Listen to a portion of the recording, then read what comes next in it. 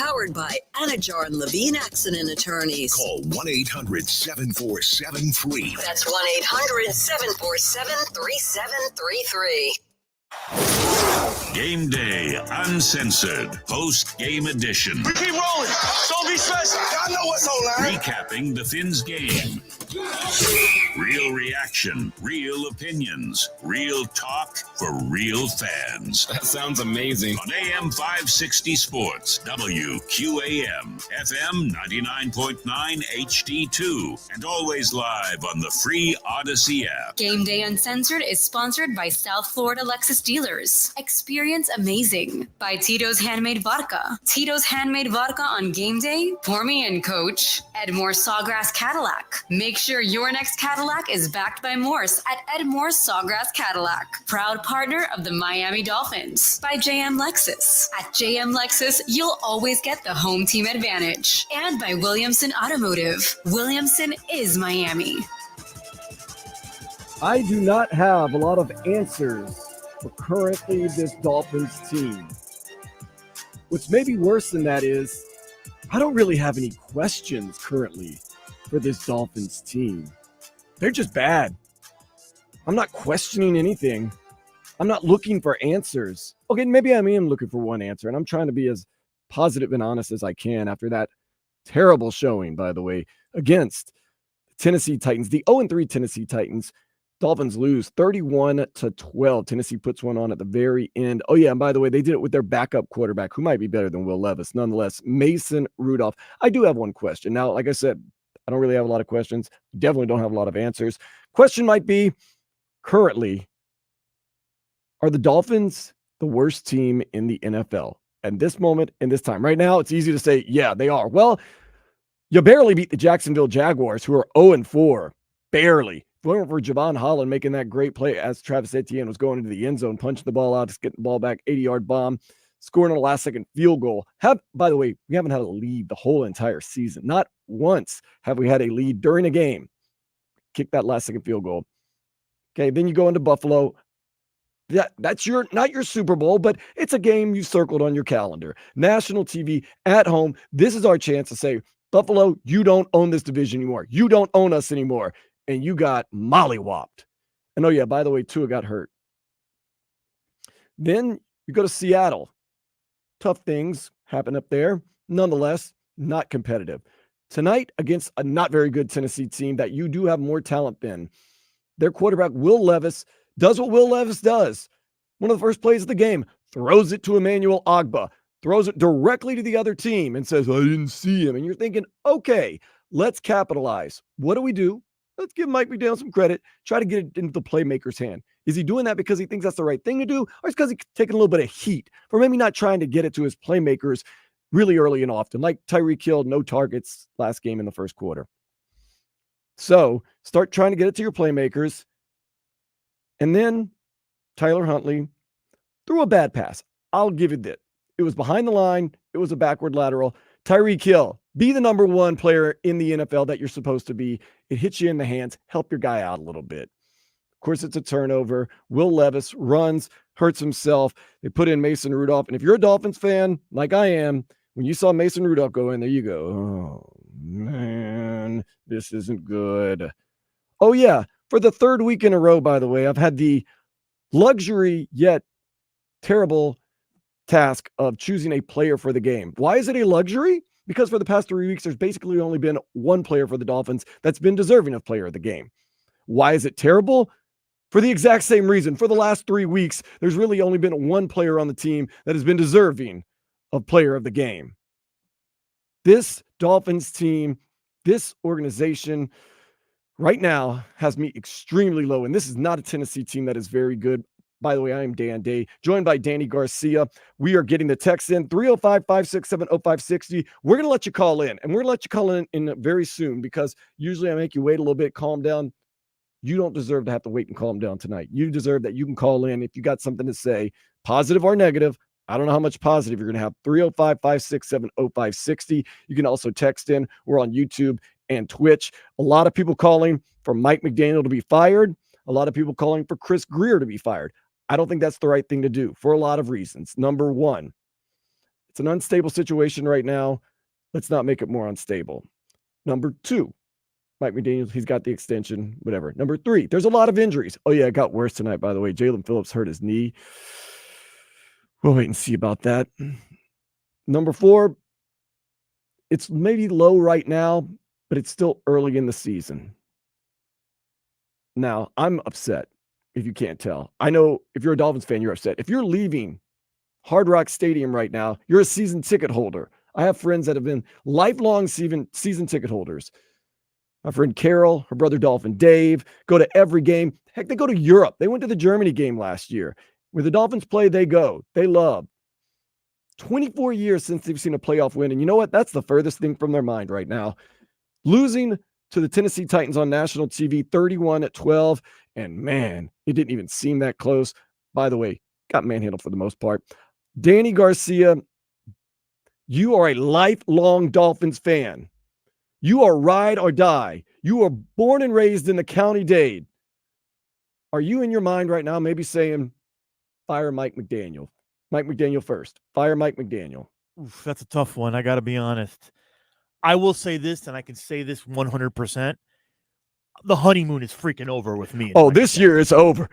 I don't care. There's no way you can cut it. That his play calling has been good. His leadership in this tough time has been bad. I'm sorry. Let's just call a spade a spade. Let's do it. All right. Let's look at this. Let's look at this team. Let's look at last week in Seattle. You have a backup quarterback come in the game who been here for 3 years, and he looks totally unprepared. All right. We have an offensive system that tonight it looks like we can barely throw a forward pass. Tyler Huntley did not look behind good. The line of scrimmage. We did actually try to get Tyreek and Waddle involved a little bit.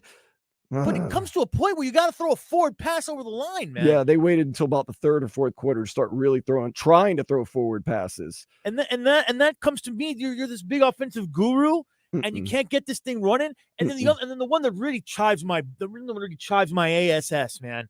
I got to be honest with you. I know it got called back, but that play, that special teams play where I believe it was Luke Riley.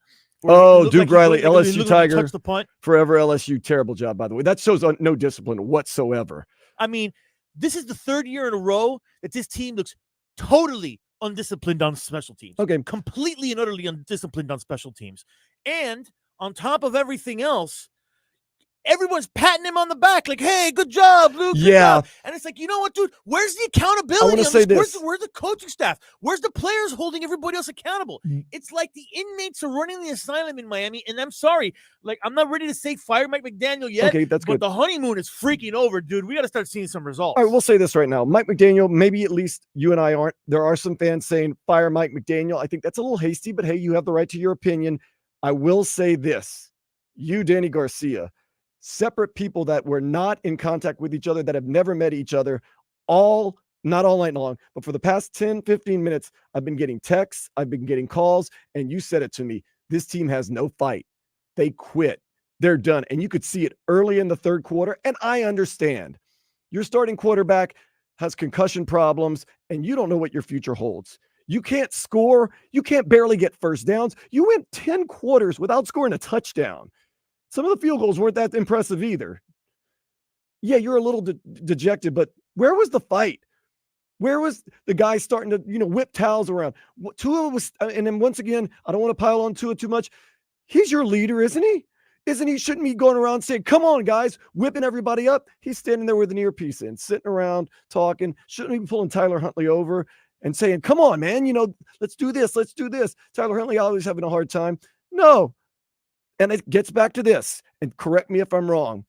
It's cute and fun when you're winning, but when you're not winning and things go like that, it stops being so cute. It stops being so fun. Mike McDaniel talking all blip, blip, blip, blip, blip, blip, blip, blip, dressing the way he dresses, talking the way he talks. It's cool when you're winning. Well, it's not so cute anymore. Tyreek Hill, Jalen Waddle, all these guys, when they got the flash, the speed, the cool, that's fun in games.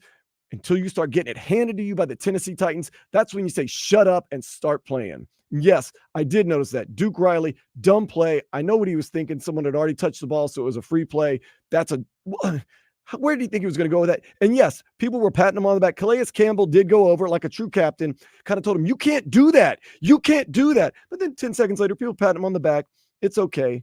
This is the other thing. Mike McDaniel, okay, we're upset with you. We'll leave it at that. Some people want Chris Grier fired. Now, Danny Garcia, as a lifelong Dolphins fan, and we're going to hear from everybody, 305-567-0560. I got people texting me. We're going to get to that in just a minute.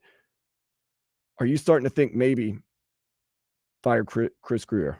I'm not there yet with Chris Grier. Okay. Because he's been here for a while. He has built this team. He's been a major part of building this team. He's made some bad decisions. I'm not going to sit here and catalog them. But the fact of the matter we don't have that much time, Danny. Stop. Exactly. But, the fact of the matter is that there is some questionable things going on with this team, and we have to look at what's going to happen this year. We're going to have to look at the totality of this roster, who signed, where we're at, and then we're going to have to see that he's got to find a way to dig himself out of this hole, because this team has issues on the defensive and offensive line. This team cannot be a concussion away from falling apart again like they were this year. We simply put, we cannot be this vulnerable again. One of my biggest things going into this season is that Tua has to learn how to be better at progressions, and Mike McDaniel needs to learn how to make adjustments. And lo and behold, first of all, he wasn't doing too great the first couple games. But Tua goes out, and it looks like this organization is just in disarray. They go out there, and you're struggling to get first downs. Tyler Huntley their first down was almost at halftime.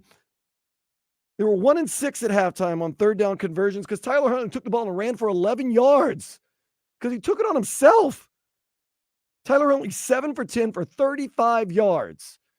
Now, I've never played in the NFL. I've never even come close. Tyler Huntley barely knows the offense. You can't scheme up something better than 7 for 10 for 35 yards?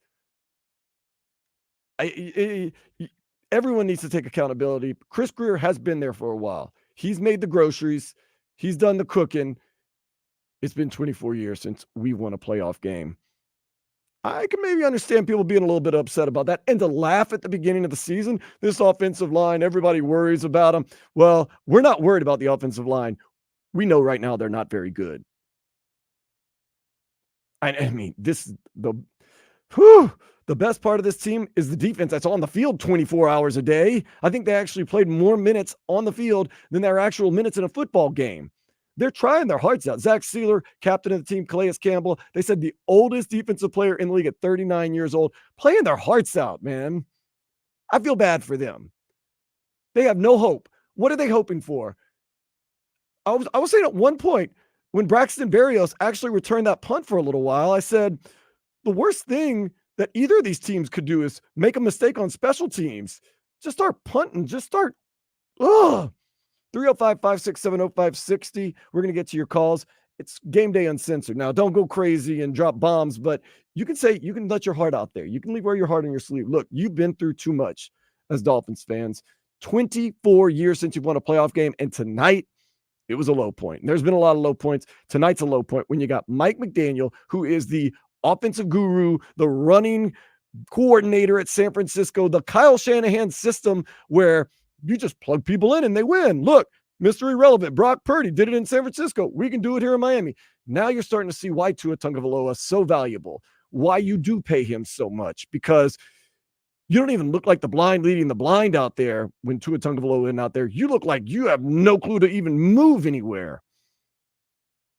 This offense looked absolutely terrible. Tyler Huntley, he's only been here for a little while. The guy before him had been there for 2 years. It was his third year in the system, the only system he ever knew. Mike McDaniel was already not calling great games before Tua got hurt. He has not called so many good games this game. I know there's limited. They're kind of handcuffed. I understand that. But you can't let the other team come into your house in a revenge game after they really kind of ruined your season last year on a Monday night, have their backup quarterback play the entire game and be the best player on the field, at least the better player on the field. Tyler Huntley, you could tell they had no hope because on thirds and fourth downs, they were running the ball. We failed on fourth down conversions again tonight, twice. And then most of them were runs and end arounds and everything else. And on top of all that, Jalen Phillips has a knee problem. We don't know how serious it is. I'm looking at it. 305-567-0560. We're going to take your calls. I want to take your calls. I want you to be heard. I want to hear what you have to say. I'm getting texts in from friends right now. My dude Nathan, he was texting me earlier. They suck. and there ain't one person with any kind of life or energy on the field or the sidelines. Same thing Danny Garcia told me earlier today. My friend Lewis from the Wolfpack said the third quarter team gave up. Time to wear some bags on our heads. My friend Carol, who, like I said, lifetime Dolphins season ticket holder, going to Germany for all the games. So they don't get me started with the catch on Waddle and Hill right away. Yeah, I know. Sucky Mike McDaniel play calling. I agree with him. Yes. When we can fire our special teams coach, I agree. No fight in this team. I am now a Ravens fan since they are a strong football team. And now the fact that Greer let all the good offensive linemen and defensive line leave for specific players.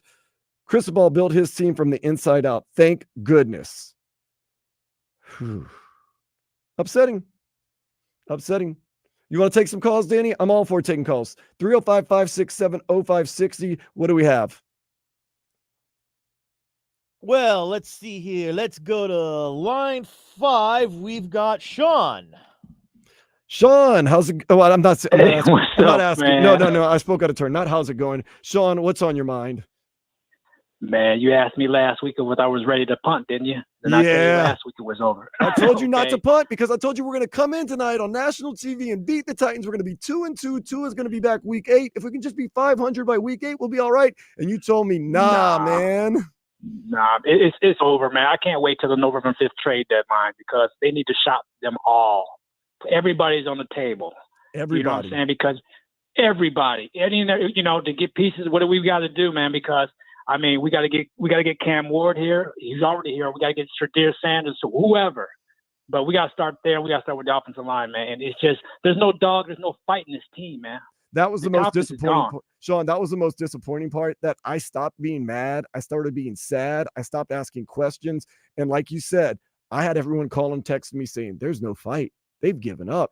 They got nothing. Bro, but you know what, man? I was driving on 95 today, and it was pretty easy getting up to that stadium. That's even worse. Okay, that's even worse. And what's going to dictate this thing from here on is the ticket sales, bro.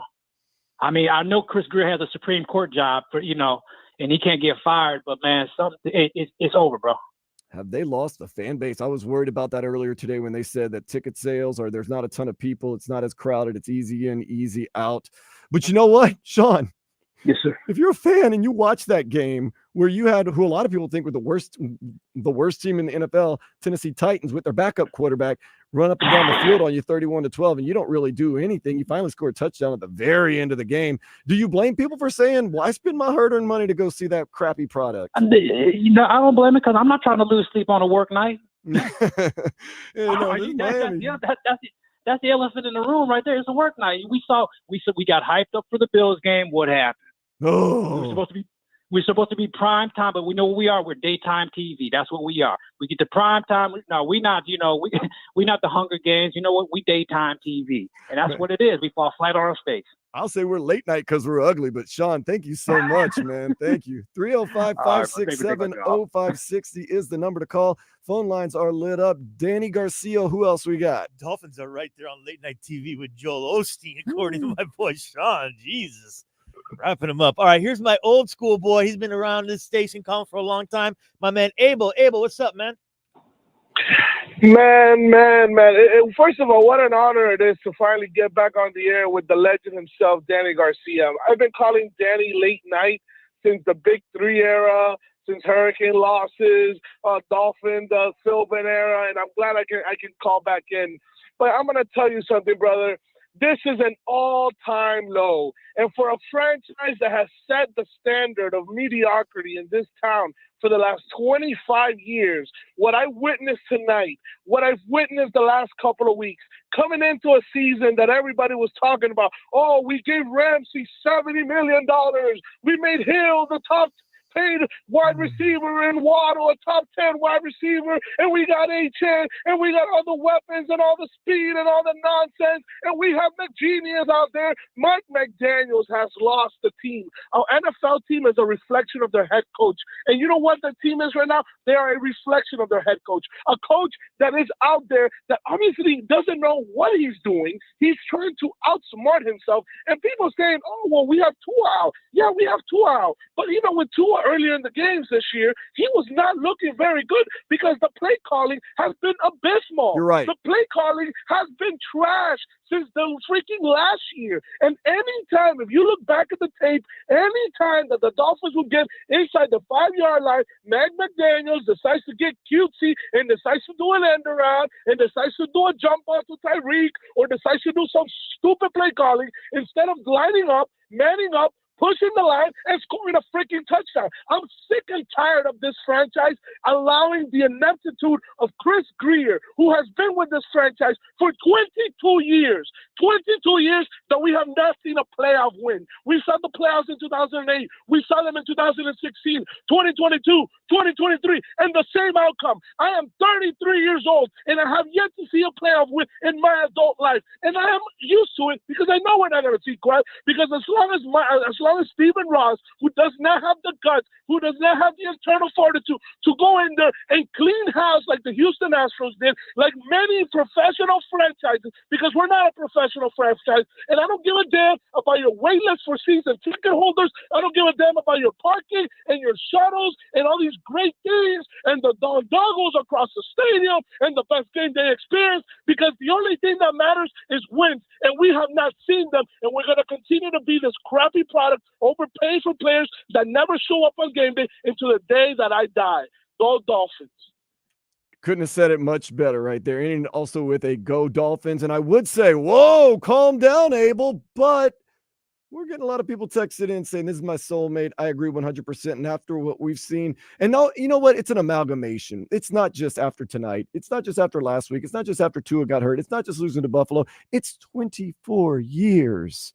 There are grown men and women that have never, or at least don't remember, seeing the Dolphins win a playoff game. 305-567-0560. DG, what you got? We got line 3. We got Don. Don't confuse him with Shula. Don, go on ahead. Hey, fellas, let me tell you something. Please. This is disgusting. All the Dolphins are interested in is selling tickets. They're not interested in winning anymore. Because if they were, they wouldn't have let great players go, like Wilkins, like Hunter, like Tunsil, like the guy that let go to Pittsburgh, the defensive back. We let all these people go. Why? Because we want to pay the shiny objects, objects that are going to sell tickets in the stands that you can't win with. You can't win with 3 guys getting paid. You got to have a team, not one guy. And Tua has been at risk since you drafted him. You knew that when you drafted him. And because the only reason McDaniel's got hired is because he came in here and promised he could do something with Tua. Had he not been successful with Tua, it'd still be over. Tannehill's a better choice than Tua, and I don't care what anybody says. If you look at numbers and stats, his numbers are much better, more durable, could throw the ball down the field, could run if he had to. Tua is friggin' useless, and it's been that way since the beginning. And you guys want to say, oh, what about all those numbers last year? Guess what? We played Tennessee the last time, and since we played Tennessee and got our ass kicked, what have we done since? Got our ass kicked again by Tennessee. Yeah. So tell me, what's going on here? Just tell me. They're selling tickets. They are selling tickets. So you're saying the money that they've spent for guys like Jalen Waddle, for Tyreek Hill, even Mike McDaniel, Jalen Ramsey, Tua Tagovailoa, that's not a commitment to winning. That's a commitment to selling tickets. That's right, because that ain't winning. You're paying these guys. Why'd you pay Tua? Why'd you pay him? Yeah, a lot of people answer that question for me. A lot of people would say the prudent thing would have been to make him play out that last year under his contract, and if he stayed healthy, then pay him a ton of money. If not, he sat out practice. He started sitting out practice, and he thought without Tua, do you think he was going to go somewhere else? Do you think he was going to go somewhere else? Someone else was going to pay him? Nobody was going to pay him. Think about it. He's a risk. You may have a point there. Maybe we were the only team willing to pay him, but lo and behold, the only team that wanted to sell tickets. Oh, I'm just disgusted with it. I am just disgusted with it. I've been a Dolphin fan since 1971, and I'm disgusted with it because I see what's going on. I know football. These guys apparently don't know football. You know, I thought this guy McDaniel was pretty smart, pretty clever. But apparently he ain't got it all. Why, Donald, do you think he's digressed so much this year? Or am I speaking out of turn? I'm guessing you think he's digressed, which most of us have thought. They've taken a lot of his talent away. That's the problem. And they've made him work with talent that doesn't work. He's been forced since he got there to work with Tua. You know who was right about Tua? Who we let go? We fired him because he wouldn't work with Tua? The defensive coordinator from Minnesota, who's now 4-0. Man, I'm telling you, a lot of people upset like Donald. Let's take one more call, Danny, before we go to break real quick. Who do we have? Because you are manning the phones. Who you got with Danny? Who do we have? Hello, 560 WQAM. What's your name? Where are you calling from? What's up? What's up? This is Marcus. How you doing? Hey, Marcus, I'm not doing too great tonight. I will not lie to you. Weird. All right, I'm going to be honest with you. I've been a season ticket holder. I was born in '72. That's the last time the Dolphins ever won. I couldn't say. It's the only team I root for that I've never seen win a championship. It's embarrassing. Since the Orange Bowl, my dad had tickets, passed them down to me. I've taken over. I travel with my wife, my son. We go to away games. We have season tickets here. This is embarrassing.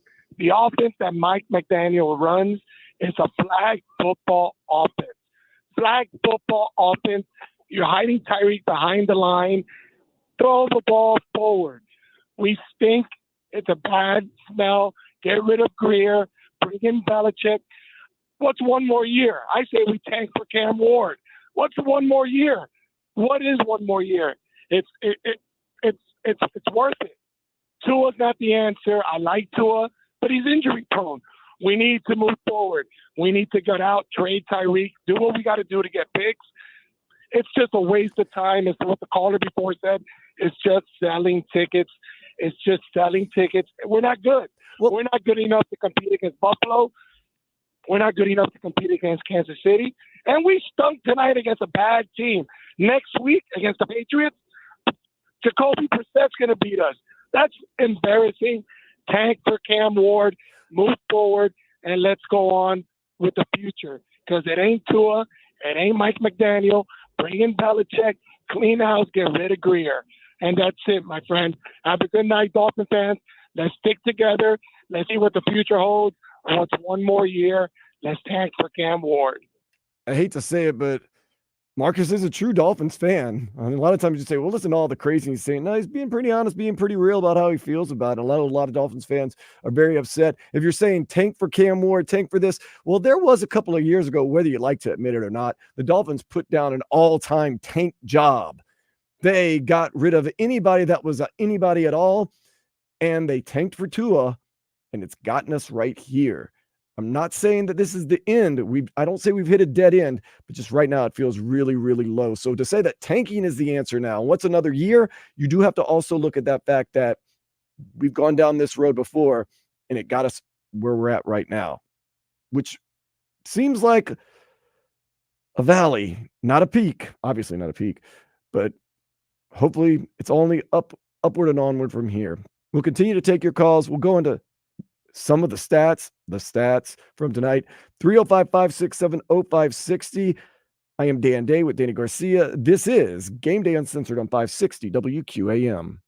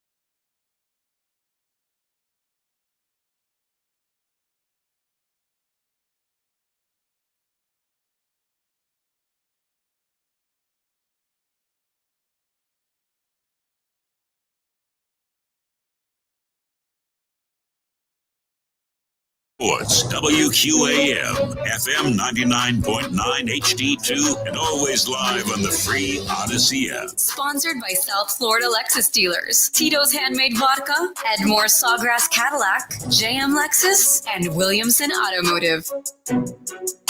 Terrible game if you're a Dolphins fan. Absolute terrible. I'm not going to put it any other way. There are no positives really taken from this game. Really, really nasty. 31-12 to a previously winless Tennessee Titans with their backup quarterback, Mason Rudolph, who, let's be honest, Mason Rudolph, most famous for getting into that fight with Myles Garrett and have his helmet ripped off and having it swung at him. Although he has won some games for the Pittsburgh Steelers in the past. Had enough to beat the Dolphins tonight.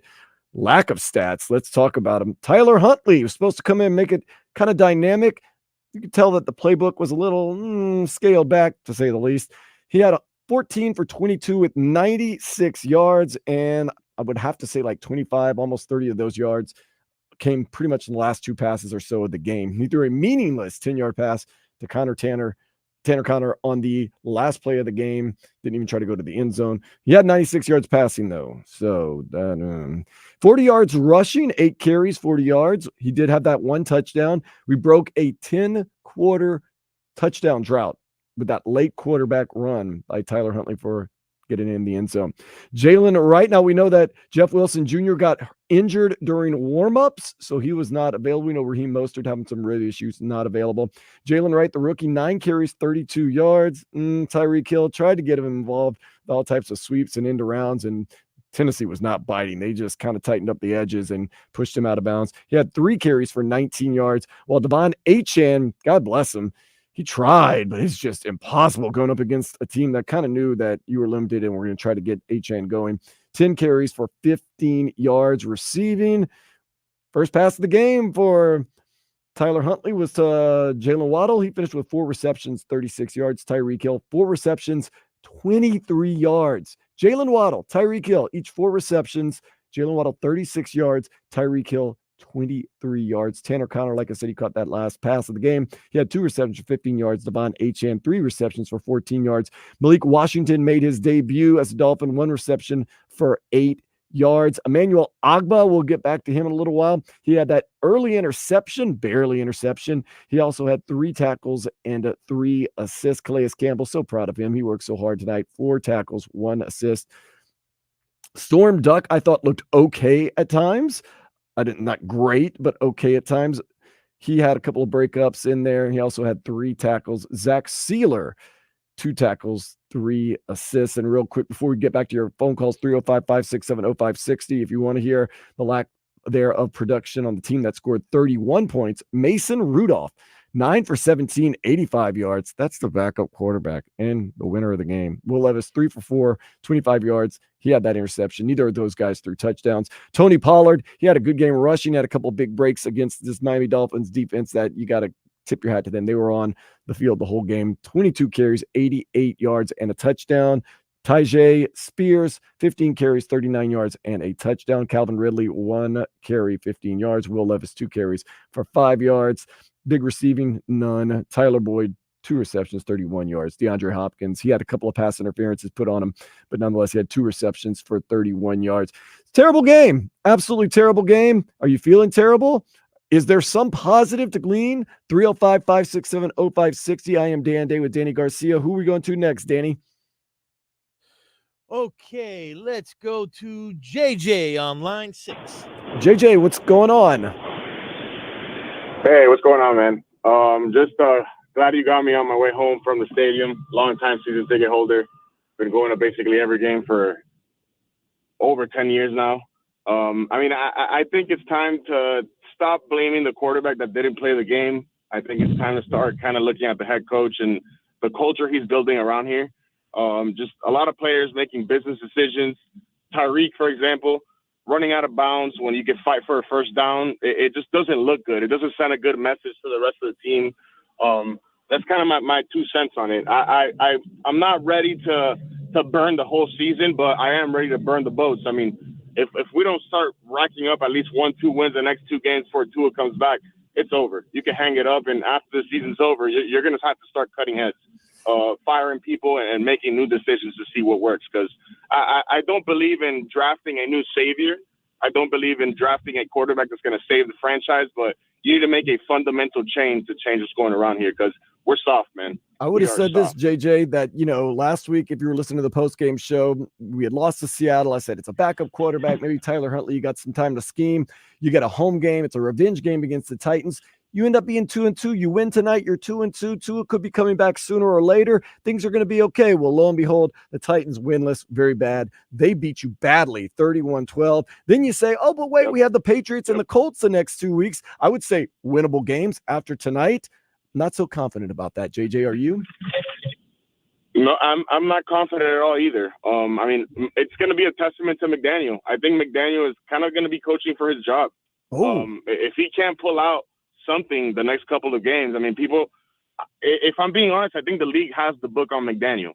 That's kind of what we're seeing. I mean, we're not seeing the offense we saw last year that lit up the league, was all over national media, was all over the news.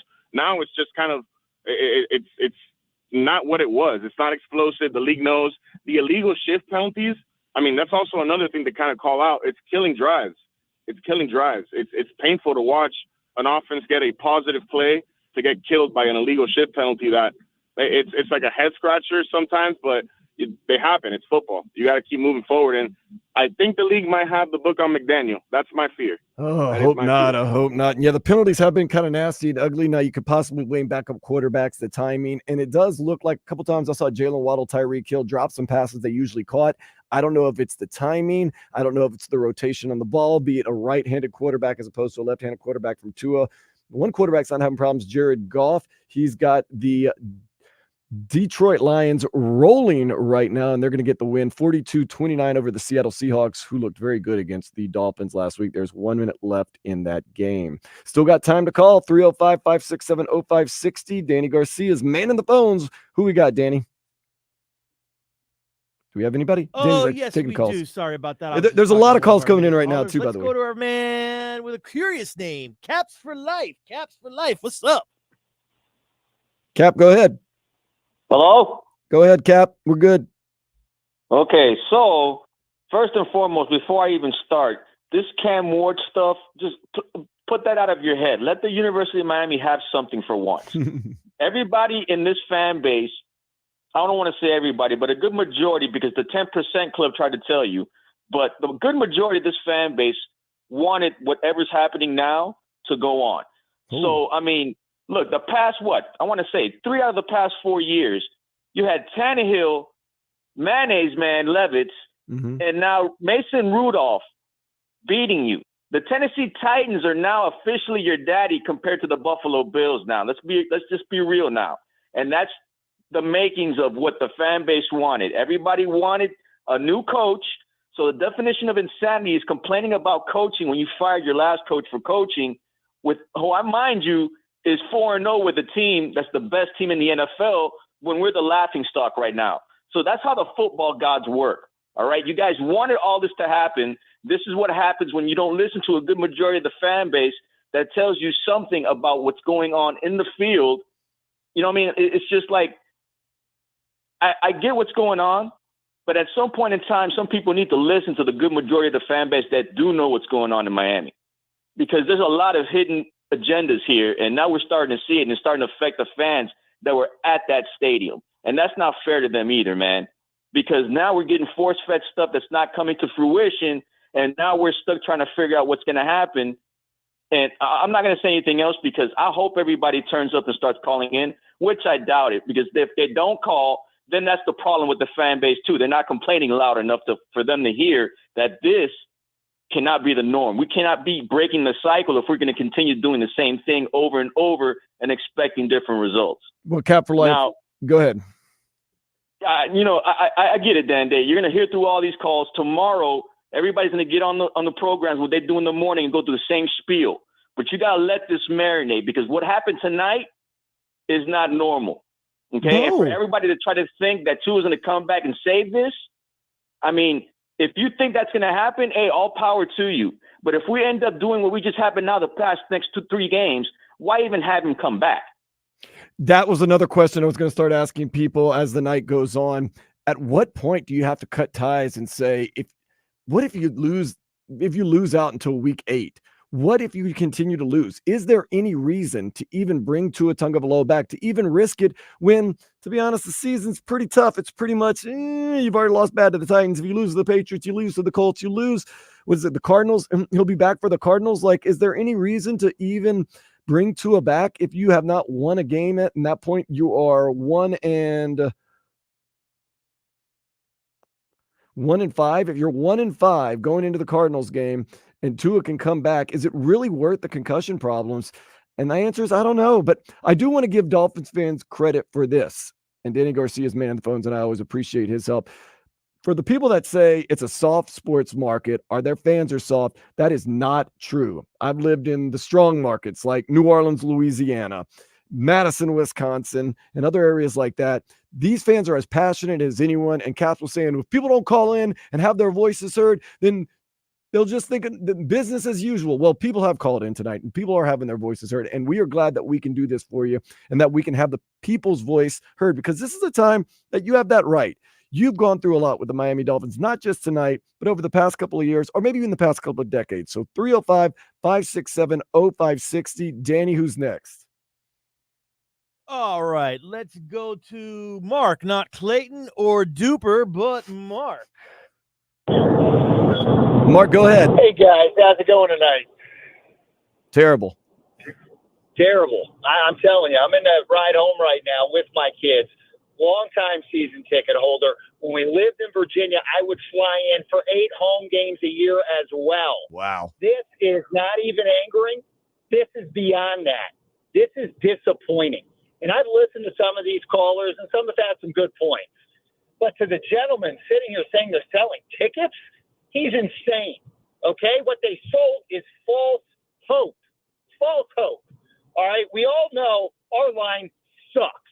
It sucked for years. How many first-round picks has Greer picked duds on the offensive line? How many guys have we developed on this team? Back to your point, Skylar Thompson here, 3 years, knows the playbook, and the kid looks like a deer in the headlights. It is absolutely disgusting. McDaniels can't coach, cannot coach, period. All right, all of these penalties over all of these motions, that is simple fundamentals of football. Yeah. And we are getting them called left and right. It's atrocious. The offense can't move the ball. We have shiny objects. Oh, all these great things. We can't even get 3 seconds to pass the ball downfield. And then we're playing cutesy football. Let's be screening all the time. Let's run the same power play to the right as if the other team doesn't know what we're going to do. It's absolutely a joke.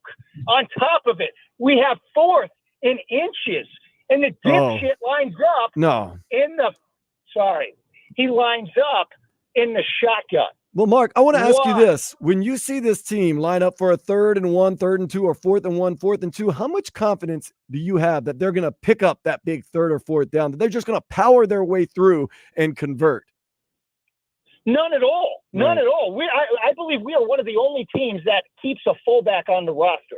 Why we do not line up in the power I, why we take up a roster spot for a fullback is baffling to me. Oh, we've tried to run him a couple times. We've tried to run him a couple times. And outside that week 1 against Jacksonville hasn't worked very well because he can't get out of the backfield. But the play's televised. Are we talking about when we line up and he direct snaps it and that worked 1 time? We've now tried it 3 times in 2 games and it's yielded 0? Mark, what's more frustrating about this Dolphins team, especially tonight? I don't want to get too deep into every single game and every single play. Tonight, that the offensive line just got dominated and owned and has pretty much been owned all season, or that tonight it kind of looked like they had given up at least midway through the 3rd quarter. Absolutely. We can't push a guy around, but once again, this goes back. Everyone's crying. It's a couple things, all right? And we'll get back to reality here. It's McDaniels, the players like him, but there's no accountability, okay? That's coming down because there's sloppy mistakes that should never be happening. So everyone wants to love him. Nobody respects him. All right. We've all heard him talk. Come on, guys. You're going to put him in a boardroom? Are you kidding me? He'd be laughed out. Number 2, Chris Greer. You made an analogy in the beginning. Hey, he's the chef. He put all the ingredients together, right? Cooked. Well, What happens? Where's the player development? Where are the first-round picks of these offensive linemen that we seem to get over the last 10 years that don't pan out? When does the buck stop on him? That's solely the first person to fire. You can't sit here, and I'll agree with the last caller. You can't just fire the coach again at this point. He has to be able to clean up his act for another season. But what you damn well sure can is fire the GM. He puts the final call on the roster. Why would you have paid Tua? Why? I'm sorry. It's a car insurance analogy. Go get into a wreck for 4 years, and you have one good year of driving. And then you say, hey, what's my rate going to be? They're not going to insure you because you're a liability. Why? Why did we give that contract? That's on Greer. And it could be on McDaniel for crying probably for Tua. He did. But that's why. He did. Okay, why? Then we get, hey, no offensive lineman. Let's get OBJ, another roster spot for a has-been. Guys, we've seen this with what Greer does. We brought in Adonican Sue. What did he do for us? And we spent all that money on him. He does this. He overpays for veterans, completely opposite of what any good organization or franchise does. Good organization and franchises will take a 6th and a 7th round pick and make them play like a 1st or a 2nd round. Yeah. We have none of that. You kind of look at it. Skyler. And that's kind of the way I was thinking about things earlier today, too, about things. You look at what Detroit's doing tonight, and they whooped up on the Seahawks 42-29. What did Detroit do? Drafted Penei Sewell, built from within, got some players, made a trade here and there, kind of built a foundation and then built a house on it. While the Dolphins, it seems like, draft, whatever. We don't need draft picks. We'll get a free agent here. We'll get a free agent there. We'll get a veteran. We'll just pay him money and everybody will be happy. And then you bring up the good thing about Mike McDaniel. He might be liked, but is he, quote unquote, respected? You know, Dan Campbell goes in there and he'll whoop your, you know what, but he still will show you that he cares. Danny Garcia, you might have done this too in school. Everyone loved the teacher that was nice and let you talk and let you go to the bathroom and let you get water and bring candy to class, but you didn't study. You didn't learn from her or him. But then the teacher that was a little rougher with you still kind of showed you that they loved you, still was a little bit more disciplined, wasn't all about candy and going to the bathroom. It was about learning. You might not have been, I don't want to be in his classroom or her classroom all the time, but you did learn some things. And is this one of those cases where Mike McDaniel, of course the players love him, they get away with murder? Is that maybe why Mike McDaniel is so loved? And everybody says, he's such a good coach, he's so great. It's because there's no accountability. I think he's a good coach to have when you have a veteran team who knows what's expected of them on the practice field, in the film room, and on a day-to-day basis on a professional level. But when you have a bunch of guys that, you know, are more than willing to take advantage of the substitute teacher, almost, or the nice guy teacher in the classroom, he's not the guy that's going to lay the firm hand down and say, enough with the crap, guys. We need to stop this. We need to clean this up. You know, when you're so buddy, you know, imagine you're so buddy with somebody, and then all of a sudden he's like a nice guy cracking jokes, and then all of a sudden he's like trying to crack the whip on you. You're looking at this dude like, yeah, all right, whatever, man. It's like I can't take you seriously. That was the old rule that whenever I became a manager in a previous job in Louisiana and stuff like that, people were like, let's go out and get a drink. Let's go do this. And I'd say, no, I'm not going to go out and hang out with you and go have drinks with you. And they'd say, why? I'd say, I just don't feel comfortable. The real reason why was because I didn't want to become buddy with my coworkers that I was a manager of, because when I had to crack the whip, when I had to do this other, but I thought we were friends. I thought we were good. Or I'm not going to listen to him. He's my friend. You have to keep a certain level of being the boss and not just being one of the guys. I don't know what it's like in the locker room. And we're actually going to call my cousin Vladimir Lewis on, who was in the locker room earlier. He said there was a lot of cussing going on. And we're going to kind of get a feel for what it was like in that locker room.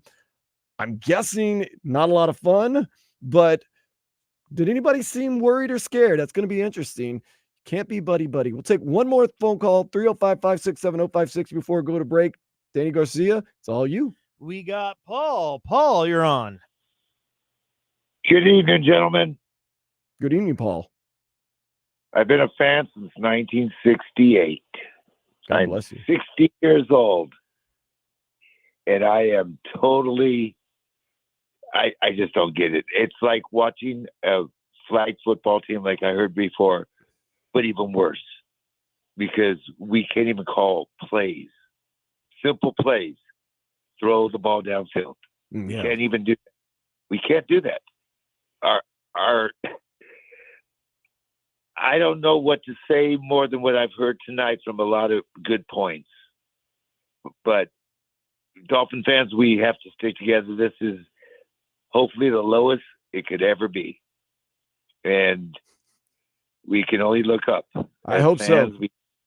I don't know what to say. I'm up in Seattle where we got our butts kicked last week, and I was at that game.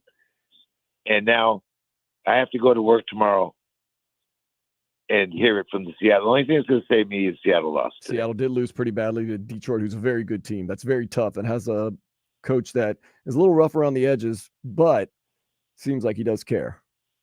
We did have that coach, didn't we? We did have Didn't that we coach have for a while. He was an interim coach, yes. Yes, but we had a chance to keep him if we wanted him. He didn't do too great. He's actually not been a hugely successful coach outside of this great Detroit team that he has. But yeah, I understand. I will say this. I want to say this about what Paul said. Danny Garcia, maybe you can back me up. When Tyler Huntley went downfield the first time or two to Tyreek Hill, and Tyreek Hill had to break up an interception, but that other time that Tyreek Hill actually had his guy beat, and Tyler Huntley overthrew him by about 5 yards, I actually felt relief. Like, like you shouldn't feel relief when you overthrow a guy who's open, but I felt relief like, well, at least we finally did it. We finally kind of broke through. Maybe we'll start going downfield a little bit more. It didn't really happen so much right there. Look, Danny, I've played in the front yard of football. Real easy in the huddle. Fly route, post, whatever. Make it simple. Throw it out there. You know what? If Tyler Huntley would have gone down, and I don't think it's so much as for, but go down on your sword. You throw a bunch of bombs, and they pick you off, or you have some problems. Hey, you went out swinging. Tonight, it just felt like we were dinking and dunking and trying to be safe. And I mean, there was a time when it was 9-6, but it was still in the third quarter. I was like, well, you know what? We get a big play. This game just totally flips itself on its head. But then you start looking at what was going on with the Dolphins, and you're like, we're not getting a play, much less a big play. The biggest play of the game at one point was Braxton Berrios returning a punt. Not all the way, just for about 30, 40 yards. That was one of the highlights of the night. Basically been Braxton Berrios' highlight reel since he's been near the Dolphins. I mean, yeah. So as a Canes fan, let me tell you. Braxton Berrios. Let's see, how long was that? Let me see just how long that punt was that he returned. That was what I hope would be a turning point, but honestly, it wasn't. I mean, you just have to look. They were so inept that, like, do you think anybody was actually scared? He had a 27-yard punt return. That was a highlight at the time. 27 whole yards. I know. We hadn't seen that many yards. Halftime, Tyler Huntley, 7 for 10 with 35 yards, 1 for 6 on third downs. Did anybody we went through the rushing stats. Okay, Tyler Huntley had 40, Jalen Wright had 32. That's Dude, I can honestly say I have never seen a defense who had to face the likes of a Tyreek Hill just basically say, "Yeah, go ahead and pass deep on us. See if you can do that." They were going to keep us from going to the outside with Achane and Jalen Wright. They were going to stop that all day long. They were not going to let any wide receiver screens go down. And we kept running that and running that and running that and runs to the outside. And they kept bringing up their safeties for it. And they dared us to go deep. And they dared a team with Tyreek Hill on it to go deep. And it worked. Tyreek Hill. That's how embarrassing tonight is for the Dolphins fan. Jalen Waddle. Now, you do have a third-string quarterback that was in the practice squad about 2 weeks ago for the Baltimore Ravens. But, I mean, I've never seen a team, yes, that has to face the likes of a Tyreek Hill, a Jalen Waddle, an offensive-minded coach like Mike McDaniel, have such just nonchalantness about they weren't scared at all. They weren't worried at all. Bringing up safeties. And don't say it's Tyler Huntley, too, because – I mean, Jacksonville and definitely Buffalo didn't look scared when Tua Tagovailoa was in there outside that 180-yard pass. Yeah, man. 305-567-0560. We'll take a break, come back, take more of your calls here on Game Day Uncensored, 560 WQAM.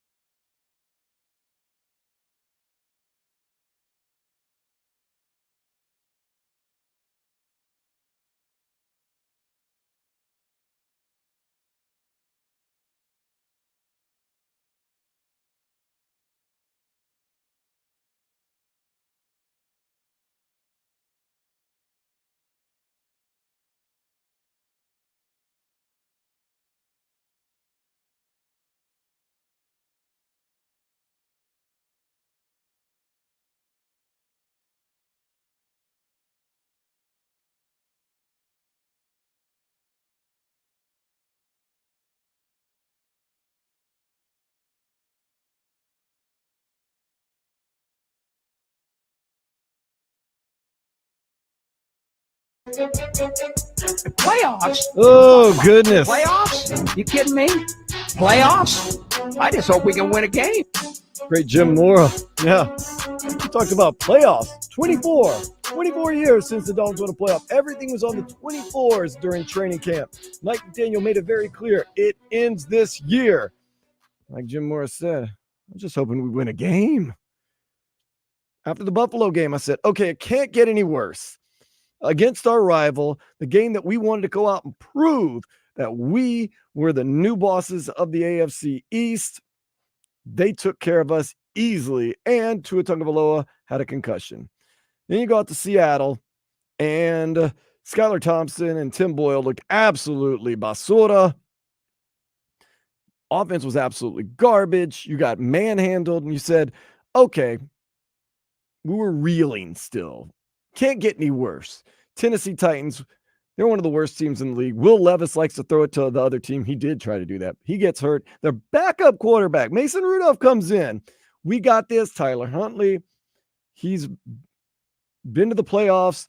He can run. So if worse comes to worse, he can run for us instead of having to use his arm all the time.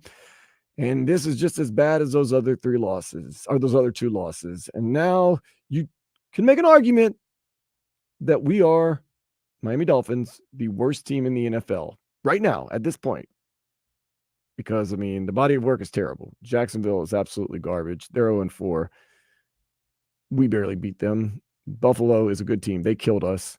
Seattle looks to be pretty good. I'm not going to lie. Even though they got beat tonight by the Lions 42-29.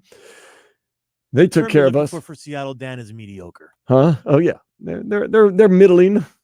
And Tennessee, I don't think anybody thought that, okay, you know what? Tennessee's a lot better than you think. And I know the announcer tonight tried to put a happy face on it saying, they were a play or two away from beating the Bears. They were a play or two away from beating the Jets. Green Bay was just the better team. No, they're not a very good team. They look good against the Dolphins. 305-567-0560. I can go on and on and on and on, but you know what? It's all about you tonight. I don't probably have as much pent-up upset, anger, resentment, pain, strife, just as much built up animosity that you probably have built up, especially the people who are leaving the stadium right now, season ticket holders. 305-567-0560. Danny Garcia, who do you want to go to next? All right, let's go to Steve. Steve, my man, what you got? Actually, that's a mistake. Hang tight. What's that? That should be Steve. Steve, what you got? Can you hear me now? Yeah, brother. First, Dan Day, it's great to talk to you. I think you do a great job whenever I hear you, whenever you're on. A couple of things. First, the game tonight ended up on bad beats. That last touchdown, the over-under was 37.5. That last touchdown made it up on ESPN bad beats. So I don't know if anybody knew that. And second, about the game itself, I watched, not making accusations, but I watched a NFL story on Mike McDaniel, and he said either when he was with the Redskins or I don't remember what team, he either got fired or he quit because he had some real personal problems, some personal demons. Now, again, I'm not making any accusations, but if you look at him now, this is not the Mike McDaniel from the last 2 years, both physically and the way he's coaching. Physically, everybody has to admit his appearance has totally changed. He is not the same guy. And the way he's coaching, he is not. He looks disheveled. He looks out of sync. He looks like he doesn't know what he's doing. He looks like an old man in a grocery store who's never shopped before. And just, he looks terrible. So again, I'm not making any accusations. What I am saying is maybe somebody like Stephen Ross or somebody should check on his mental health first and make sure he's okay and that those demons, whatever was with him before that he had to overcome, didn't come back. What do you think, Dan Day? Yes, Steve, I understand that there has been some drastic changes with Mike McDaniel this year. I don't know what it is. It could just be the losing, but yes, physically he does look somewhat different. His play calling has been somewhat questioned.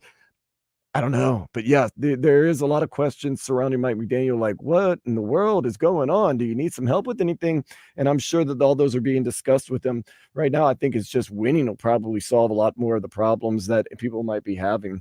305-567-0560 is the number to call. We're going to hear from Mike McDaniel. He spoke for what I call briefly with the media post game. It was about 11 minutes long, and I thought he'd be speaking for a lot longer, but I guess there's not that much to talk about. You really didn't do much on the field today other than to get your ass whooped, and I'm putting that politely, that you got your ass whooped by a not very good team, a team that I don't expect to be very good at all. You have two of the best weapons in all the league. You got the new tight end, Jonnu Smith. That was supposed to be somebody. By the way, Jonnu Smith, Danny, I'm going to let you guess what Jonnu Smith's stat line was today. I'm going to say 0 for 0. You are going to be correct. 0 for 0, 0 yards per average, 0 touchdowns, was targeted once. Tight end package, man. Going to be a big deal this year. Tight end package. Javon Achan, poor guy. We're gonna wear his ass out for catching a little 2-3 yard, trying to run between the tackles. Got nothing. Got no help. But nonetheless, Tyler Huntley, 14 for 22, 96 yards, no touchdowns through the air, no interceptions, took care of the ball, and he did rush for that one touchdown. Apparently made bad beats. So to add insult to injury, if you're a Dolphins fan and you lost money tonight, ooh, not very happy. 305-567-0560, the number to call. Where do you want to go next, Danny? Let's go to Leonard Nimoy on line 3. Leonard Nimoy. Hello? How's it going? Yeah, it's going. I've been a Dolphin fan since 1970, and I could tell you this. The way they're building the Dolphins team is finesse. That's what they did in the 80s, the AFC. That's why they couldn't win any Super Bowls. I'm frustrated because they need to get some muscles on the line. I mean, if you look at tonight's game, look at all the games this year, they got beat at the line of scrimmage. Mm-hmm. It was nasty. And if you look at the most recent Super Bowl winners, a lot of people think that Kansas City is like this finesse team because Patrick Mahomes is really good. But, man, they are a defensive juggernaut. They are tough. They are mean. They are nasty along that defensive line and that defense. A lot of people overlook that. Yeah, no, you're correct. Last year they won on defense. Mm-hmm. Like Don Shula used to say, your best defense is your ball control offense. Now he hit offensive line that pushed their defense back 2 to 3 yards, especially in that Miami Heat. You know, you get late third quarter, fourth quarter, they're just pushing them down, and these running backs are just cruising, and then opens up the passing game. It's the Dolphins organization. And I mean, Dan Marino, he's the vice president up there or something? He should know better. That is a good point that you bring up, Leonard Nimoy.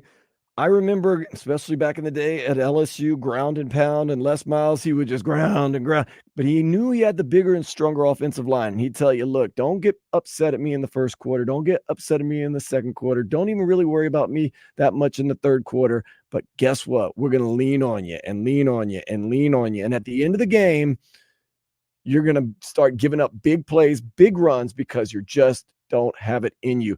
And maybe that's the mentality that the Dolphins need to do. Let's get the big, bad, ugly offense and defensive lines in this heat down here in South Florida, which is already a big advantage, and just start pushing on you and being physical and being nasty and being mean. And then when you look up at the fourth quarter and you have nothing left in the tank and the Dolphins are just getting going and that heat has worn you out, maybe that is something to look into. But once again, I don't want to tell Chris Greer how to do his job, although there are some fans who don't want him to have that job anymore. And usually I'd say calm down, but I don't know.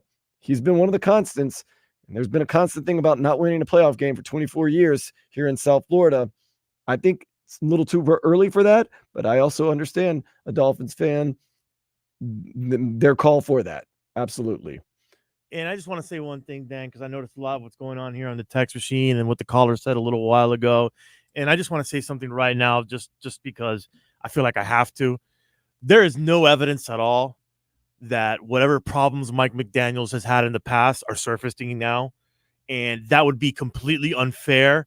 And that would be completely low class to be bringing that up when we don't know that for certain. No, I just see a lot of these things going on in the text machine, and I don't want that to ferment and start here. That's some kind of rumor. Yeah, that could hurt him and his family and stuff like that. So I just want to come on and say that right now. I want Dolphin fans. I want you guys to show some class. Let's talk about the field. Don't talk about things you don't know anything about in a man's personal No, life. I it's wanna just leave it play at call. that. It's just his play calling, and just this year is just what has happened. Why is he playing? Why is he coaching? It seems differently. But another thing is the injuries and just the kind of stuff that's been happening, and you haven't won some games, and that's tough. And the injuries do keep stacking up. We know that Jalen Phillips, he's got the bad knee and he's hurt, so we just got to figure it all out right now. So what we're going to do is we're going to take a quick break. You can continue to call in. I'm also going to be checking with my cousin Vladimir Lewisson, who is coming from the locker room. He's going to kind of tell us the vibe over there at the stadium and in the locker room and give us some insight. We'll hear from Coach Mike McDaniel, and we'll also hear from you, 305-567-0560 here on Game Day Uncensored 560 WQAM.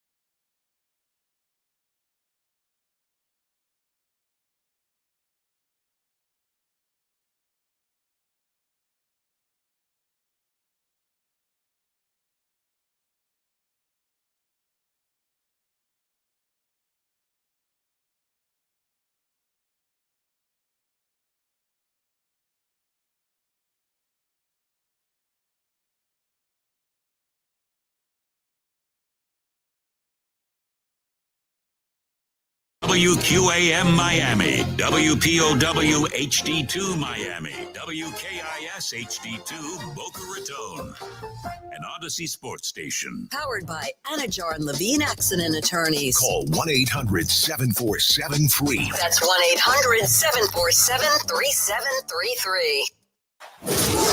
Game Day Uncensored, post-game edition. We keep rolling. Don't be stressed. Y'all know what's online. Recapping the Finns game. Real reaction, real opinions, real talk for real fans. That sounds amazing. On AM 560 Sports, WQAM, FM 99.9 HD2, and always live on the free Odyssey app. Game Day Uncensored is sponsored by South Florida Lexus Dealers. Experience amazing by Tito's Handmade Vodka. Tito's Handmade Vodka on game day. Pour me in, coach. Edmore Sawgrass Cadillac. Make sure your next Cadillac is backed by Morse at Edmore Sawgrass Cadillac. Proud partner of the Miami Dolphins. By JM Lexus. At JM Lexus, you'll always get the home team advantage. And by Williamson Automotive. Williamson is Miami. In case you weren't keeping track, the Dolphins lost 31-12 tonight. I really stopped looking at the score maybe midway through the third quarter. I don't know about you. You kind of already felt as though this game had been lost, that Tennessee, at least tonight, was the better team with backup quarterback Mason Rudolph, and that the Dolphins just didn't have it in them offensively or scheme-wise to really get things going. 31-12, although the Dolphins did score a touchdown in the fourth quarter, ending a 10-quarter touchdownless streak. Whew, not beautiful. We'll get to your calls in just a minute. 305-567-0560 from the Dolphins fans. But right now, it is time for the JM Lexus Player of the Game. At JM Lexus, it's the perfect time to catch the deal you've been waiting for. As the Golden Opportunity Sales Event continues, don't miss your opportunity to score even more now at JM Lexus. I'm going to give my Player of the Game. Once again, it's really, really painful every week to have just one person that really is kind of worthy of the Player of the Game. Only one real person that was worthy. And I'm going to give it to Emmanuel Ogbah. He made the interception early in the game, gave the Dolphins hope. I thought he was all over the place, at least on defense. He never quit. 3 tackles, 3 assists. He batted down a ball also. Thought he really had a good engine tonight. Really got out there. Really fought hard. If there's one part of this team all year long that you can really say, you know, I've been proud of them, it is that defensive line. I know, Danny G, I'm giving you a tough spot to be in, but who is your JM Lexus Player of the Game? Do you have a certain someone, or do you want to, I mean, you can't award the special teams. They weren't very good. The coach. Is there anyone, maybe just the Dolphins fan? Do you have anybody in mind that you possibly would want to give your JM Lexus Player of the Game to? Yeah. I think you nailed it right there. I'm going to give it up to all you Dolphins fans who paid good money to go out there and witness that tonight and take your pounding like it was like a true fan. You know, it was a tough watch, you know, but you went out there, you rooted for your team, you did the right thing by your city. You know, you made everybody look, you made us not look like a Bush League town. You know, that you guys are great fans, and you really, to me, you guys are really the players of the game. You stuck that one out, man. That was a rough watch, man. So congratulations to every one of you guys. Give yourself a pat on the back. That is the JM Lexus Player of the Game at JM Lexus. It's the perfect time to catch the deal you've been waiting for. As the Golden Opportunity Sales Event continues, don't miss your opportunity to score even more now at JM Lexus. I never did the math until one night, actually, someone pointed out how, when I say inconvenient, but how much you do have effort you have to put into going to a home game and how much it costs. You think about it, Danny, just the gas and the time, maybe, let's just say $25. That's not a big deal. Maybe you got a parking spot for a game. That might cost you $70, $75. Oof. You start tailgating, food, beer, family and friends. That might cost you $300, $400. Tickets for a family, let's just say a 4. That might cost you, after everything, $400, $500.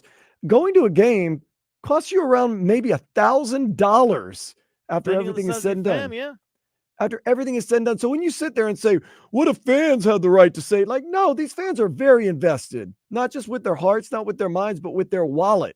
So I understand when fans are upset. If I spent $1,000 and got that tonight, I wouldn't be happy. Now, I might have had the food and the drinks and the camaraderie with my friends and family. That's good. But yeah, There's a little more into it than just rolling up to the old stadium, waltzing in there, and waltzing out at the end of the day. There's a lot more into it. 305-567-0560. We want to hear from you. Danny Garcia, where do you want to go next? My man Patrick, you're on the air, Patrick. How's it going? Nah. Yeah, right. Can't lie to you. Man, I don't know where to start. I mean, I've been a diehard fan for, I'm 54 years old, man, and it's been rough. I mean, the offensive line, why don't they draft somebody in the first round? Well, Patrick, to be honest, I thought Patrick Paul was okay today. He was the second round pick. I thought he was okay. I actually took a note that he was holding his own for a while. And why is it that, look at the stats. When we run up the middle, we pick up first downs, we get yardage. When we run to the side, we get stopped, or, the slants and everything like that. I don't know, it's definitely play calling, number one. Number two, I feel bad for our defense because our defense is on the field the whole game. And they have hope that our offense can't move the ball. Yeah, the defense has no hope that even if they do hold you to a field goal, that's still probably enough to win the game. Exactly. The whole thing is you got to go downfield. Yeah. They didn't start going downfield until like almost the fourth quarter. Fourth quarter. It was fourth quarter because I came in to talk to Danny Garcia, and he was like, Danny Garcia goes, finally a throw downfield. Look at that. Yeah, there was a lot of not even dinks and dunks, a lot of almost I would call them gadgets. You have the speed. Use it. I mean, Tyreek Hill, Jalen Waddle, A-Chain, throw passes to him down the field. Tonight they didn't do anything. Like I said, they tried slants, they tried pitches. Like I said earlier, Patrick, how about this? Would you be upset if they would have said this? One side Jalen Waddle, one side Tyreek Hill, Tyler Huntley, throw it in their area, let them go out there and make a play. Some of them, but even if they do that and there's an interception here and there, I say, okay, you know what? We gave it a shot. I wouldn't be totally upset. I'd live with that. I mean, at least you're trying. Yeah, I'd live with that. The defense knows what we're going to do before we even do it. Yeah, the little inside plays and stuff like that. I know they're safe, but they're safe for a yard or a lot of them were negative. Did you see how many negative yards and how many no gain plays? We had all of those like 37, 38% no gain or negative yards. I mean, and I don't get it. I mean, I live in Liverpool, New York. I deal with Buffalo fans. I deal with Jet fans. It's getting tiring that, after Tua got hurt, you had 10 days to prepare for Seattle. And you looked less prepared. With Skyler. I mean, he knows the playbook. Why? And he looks like Joe Biden out there. He's absolutely lost, man. I mean, it's ridiculous. It's Patrick, we appreciate you listening up there in New York, and we understand your frustration. And I can't talk too much noise to the Buffalo Bills fans or the Jets fans, at least not yet, because at this point in the season, not a lot of chip we can do to anybody right now, with our only win being against Jacksonville, last-second field goal, and they're 0-4, by the way. Yeah, we don't want to be like Seminole fans down here who are still chirping. What? No. We'll see about that. 305-567-0560. In just a couple of minutes, we're going to call my cousin Vladimir Lewis on, going to get a feel from the locker room and from the stadium. But let's take another phone call from you, the Dolphin fan, 305-567-0560. Danny, your man on the board. Frank the Tank, you're on the air. Frank the Tank, let's go. Frank the Tank, maybe he hit the tank a All little that bit too time, Frank the Tank waited. And now he just, at the last minute, you fumbled the ball, my man. Got to throw downfield. Frank the Tank. Let's see if Brian's still around. Brian, you're on the air. What's up, gentlemen? Thanks for taking my call. I appreciate it. Glad to have you on, Brian. Break it down. Been a season ticket holder for 20+ years. That's what I'm talking and about. Got a couple of things I'd like to talk to you guys about. First off, you've earned it. Our O-line is soft. Okay, that's putting it nicely. They need to either sign some nasty guys, draft some nasty guys, something. Our O-line is straight trash. Obviously, we all know that, but they're soft. That's why they're trash, because they're literally soft. The defense coordinator is trash. Andy Weaver is in over his head. Let me tell you something. Why do you say that? I sit in the end zone, right? Okay. That when was it Tyjae Spears when he ran in that we took a direct snap and ran it in the end zone? Yeah, he cut back on Zach I've never Sealer. in my life seen a hole that wide. Zach Sealer almost plugged it up. Zach Sealer kind of got juked a little bit. Listen, when we're playing against Mason Rudolph, why are we not stacking the box? We already know he can't throw. Why are we not stacking the box? Mason Rudolph. The defense. And I don't think it's the players. I think it's the scheme.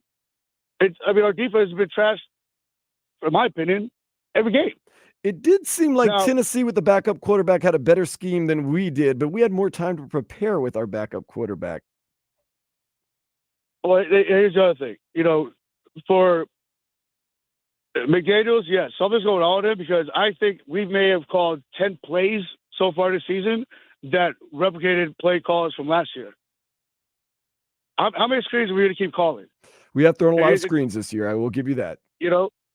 And on top of that, we signed Joe New. Joe New's a great tight end. If I'm not mistaken, I believe last year he led the tight ends with the most yards after catch. Well, we read you. We're not throwing it to him. A couple of games we keep throwing to Durham Smythe. Durham Smythe, his hands are rocks. Why do you keep throwing at him? Julian Hill too. Don't forget about him. Exactly.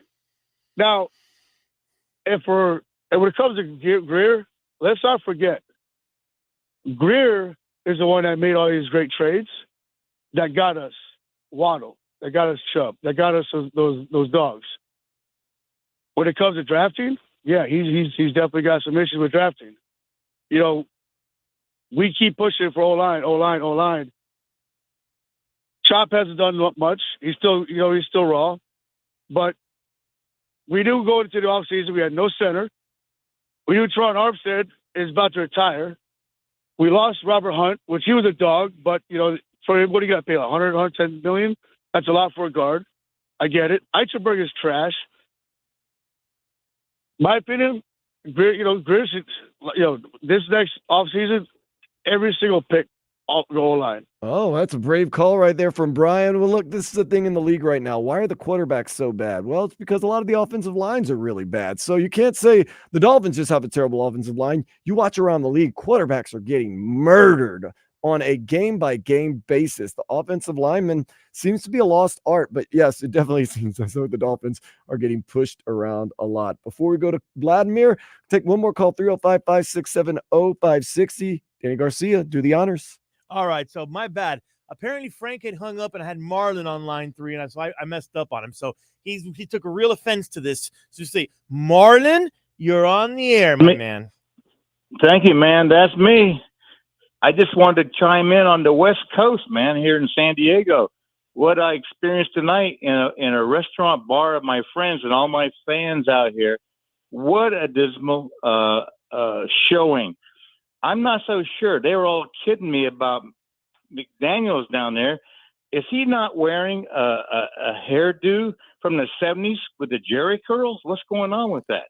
He's trying a different look. But would you, in your wildest of dreams, imagine the game going this way tonight for the Miami Dolphins when you headed out to the bar to watch the game? Not at all, man. I got calls. The people were coming in, and we were just like, wow. Believe it or not, you guys on the East Coast, especially I'm from Miami originally. I moved here in San Diego in 1988. I've never been so embarrassed. I've never been so embarrassed by the showing like I saw tonight. I think the guy's lost the team, dude. He wants to be a friend, not a coach. What do you think? I'm hoping that's not the case, but I did tell you, the substitute teacher, you get away with a lot more, and he seems like, I'm not saying this is true or not, but he might be more of a friend than a coach. And maybe that's why the players are always like, oh, no, we love him. He's so cool. He's awesome, because they can get away with a little bit more. This team does not look disciplined. Their penalties are very, very ugly. They happen at very inopportune times. I don't know. But then again, look what he did the past couple of years. He's got some winning to do, and it's still early in the season. You still have a chance to right the ship. You got 2 winnable games coming up against the New England Patriots, Indianapolis Colts. You get a week off. Then Tua could possibly be coming back, and there were some signs today that Tua is doing fine and most likely will be back for that Arizona Cardinals game.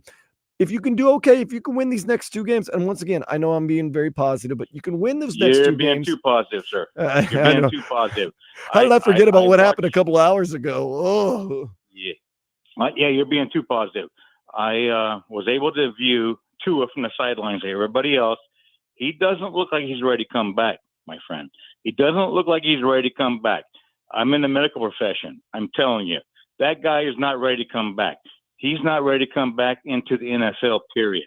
what I was more worried about was Tua. I thought maybe you'd see him a little more on the sideline, talking to Tyler Huntley, talking to Mike McDaniel, talking to, just different people, kind of trying to hype people up. It seemed like he was just kind of off doing his own thing at some points in the game.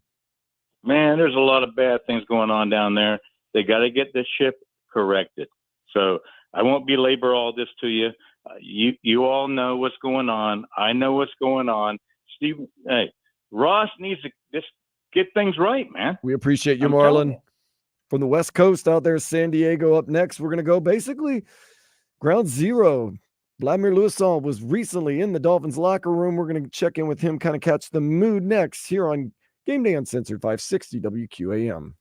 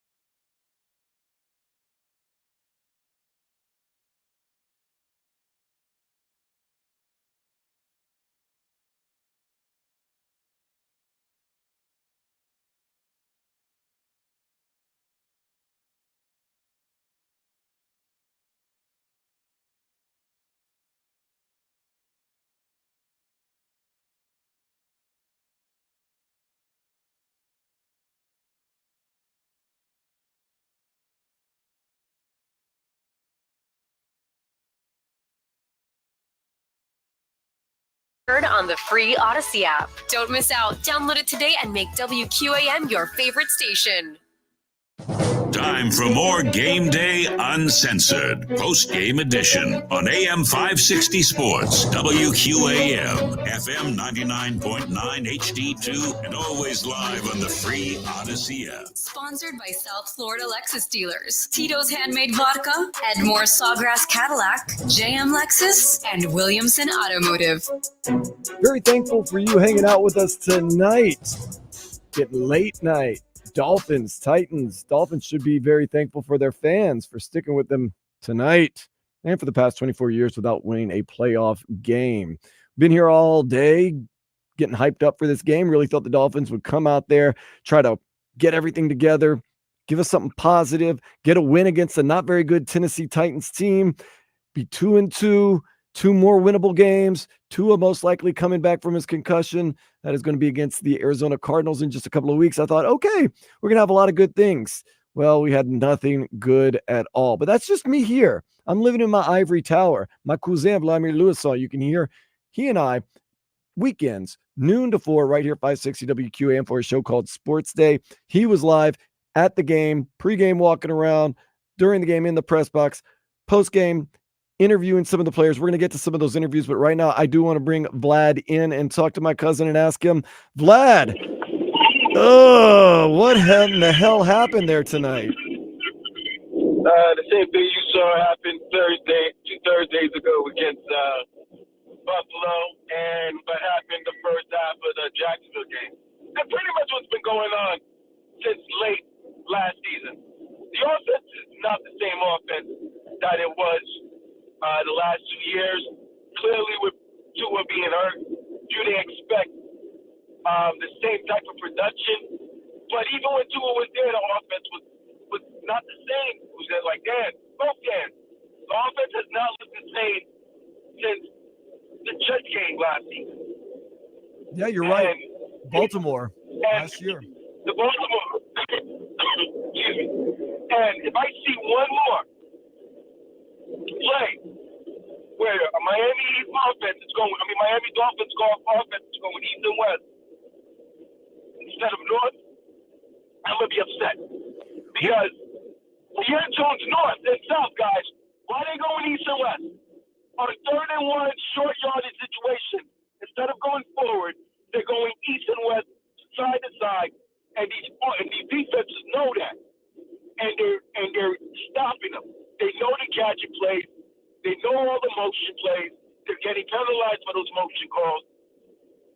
I don't know. Right now, I'm putting all this on Mike McDaniel. Well, they're trying to get Tyreek Hill and Jalen Waddle involved, but they're not giving them very good plays to get involved with.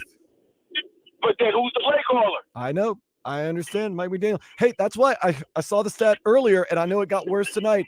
The boo rate, the highest boo rate in the league has been the Miami Dolphins. They have been booed more than any team by their home fans, than any other team this year. And tonight, they were out at halftime. Yeah, at halftime, going into that half, it was the loudest boos I've heard in a long time. In the 3 years Mike McDaniel has been head coach of the Miami Dolphins. The fans had enough because, look, we know Tua got hurt, the concussion. It really affected the team. But you've had that injury was what? September what? It's been like 19 days, almost 3 weeks. It's been 3 weeks, right? It's been 3 weeks, September basically. 12th. Yeah. Right. September 12th was the injury. Today is right now is the 1st of October, but the Monday night game was the 30th of September. You've had 18 days. You've had 2 games and nothing. The offense looked bad last week against Seattle. There was no creativity whatsoever. Today, I think he tried to use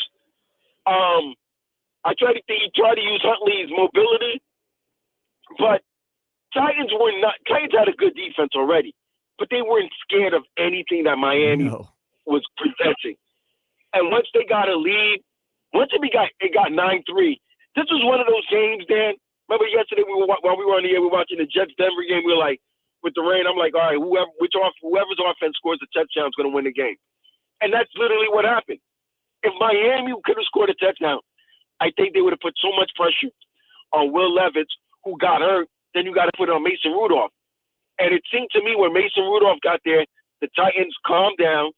It was as if they wanted Will Levis to get hurt so that he could put Mason Rudolph in there. And he settled the team down, and they ran the ball. They ran the ball. They ran between the tackles. And it just showed to me Miami's running game, something that we've been saying since Mike McDaniel's been here. After his rookie year, he said he's going to improve the running game. The running game is nowhere. If you don't have a running game, you're not going to be able to help the quarterback. All right? Batting up the offensive line is the way it is. It's shoddy at best. But if you don't have a running game, how are you expecting the play action to surprise them? No running game means your offense is limited. And right now, they really are limited. And the offensive line didn't play too bad, but they didn't play great neither. You're going to New England next Sunday. If you lose to New England on the road and then you head into that bye on a 4-game losing streak, ay Dios mío, probably it's going to get bad. It's going to get bad. Just a real quick note, that New England game, it is Tom Brady night in New England, where they're going to be unveiling like his statue and his number and everything else like that. Just kind of give me a little insight on that one. Now, Vlad, let's transition to the locker room. You were in the locker room. Who are some of the guys that, despite a lot of bad things going on, seem to be leaders and trying to rally this team? Who are some of the guys that you're just noticing that are really trying to rally these guys and be the leader? The two guys that I've noticed that we spoke to a lot during the 3-game losing streak is Calais Campbell's the leader of this team. 39 years Calais old, by Campbell, the way. Yeah, he's the leader. He spoke up. He let us know the message he relayed to the team. The season's still not over. There's still 13 games to play. They got to limit that. They got to buckle down. So, they're going to see a lot about themselves as men and as a team in these upcoming weeks. And Javon Holland, he gives you straight, no chaser. He was very honest, and he believes in the team. He believes they have the leaders in the locker room to get this thing going, but nobody really wanted to talk. I'm not going to lie to you. But those that did talk, like Jalen Waddle, Alec Ingold, Emmanuel Agba, they talked.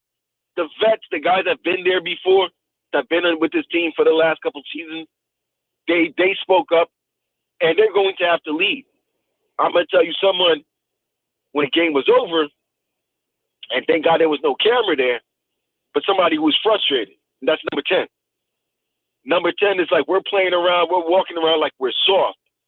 That he was relaying that message to Raheem Mostert when they were walking it back to the locker room. He was frustrated. He was dropping a lot of expletives. I'll tell you off the air.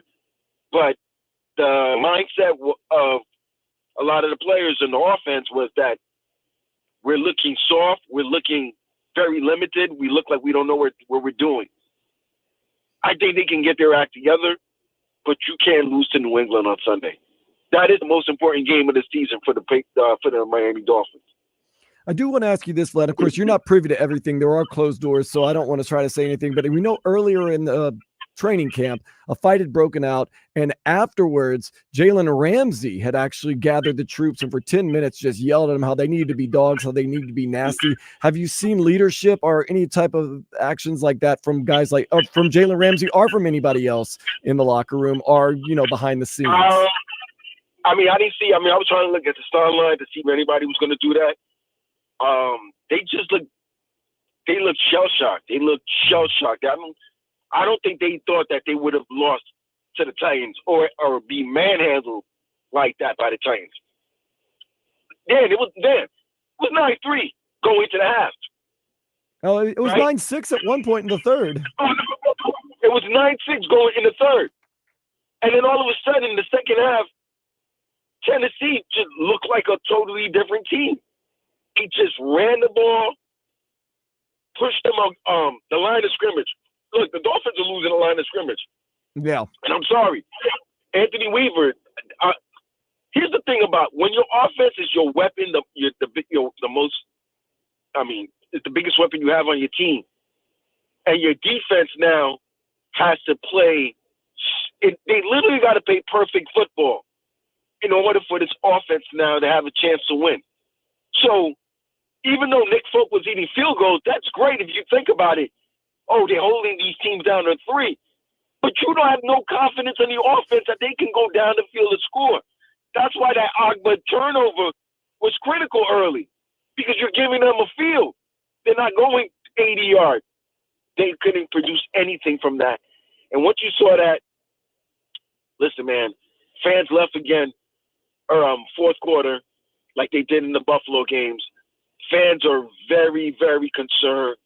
They don't have any belief right now. There's no belief in this team, and I'm beginning to think they're not believing in the coach right now.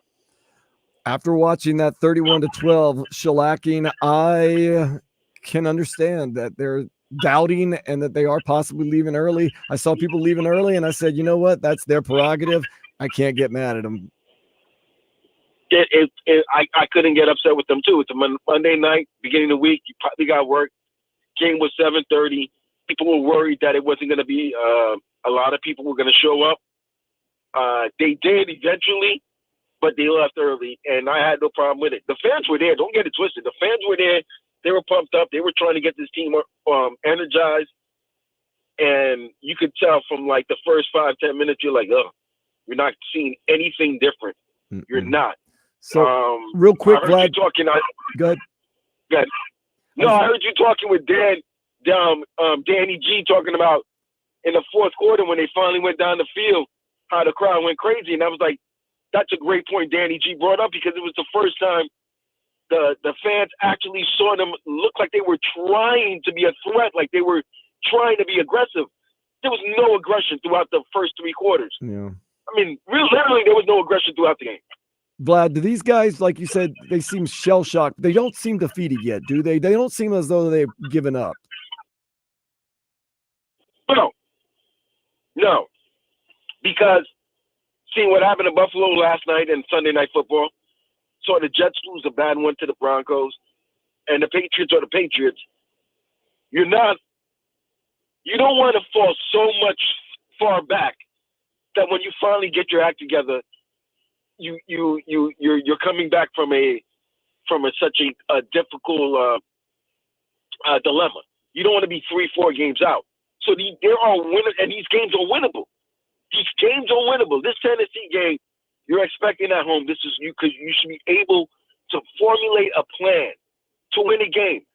I'm not asking you to win by 3, even though you're favored by 3. I'm just asking you to win the game. Mm-hmm. Doesn't matter how. Doesn't matter if it's 4 Jason Sanders field goals. Just win the game. They can't do that. Playoffs. I just want to win a game. Just win a game. And that's the thing, Dan. Listen, this sport makes you miserable for the number of days until your next game. So think about it. The last time Dolphins fans felt really good was September 12th, right before the Buffalo game. Yeah. Since then, they haven't felt good. I know. You just need a win. A win makes you forget these last 18 days. That's it. Hopefully we can get one against New England. Vlad, my cousin, appreciate it so much. We'll talk to you soon. Have a good one, buddy. All right, bro. That's my cousin Vladimir Lewis on from the locker room. We're going to take a few more calls and close out hour 2 of Game Day Uncensored on 560 WQAM next. We have an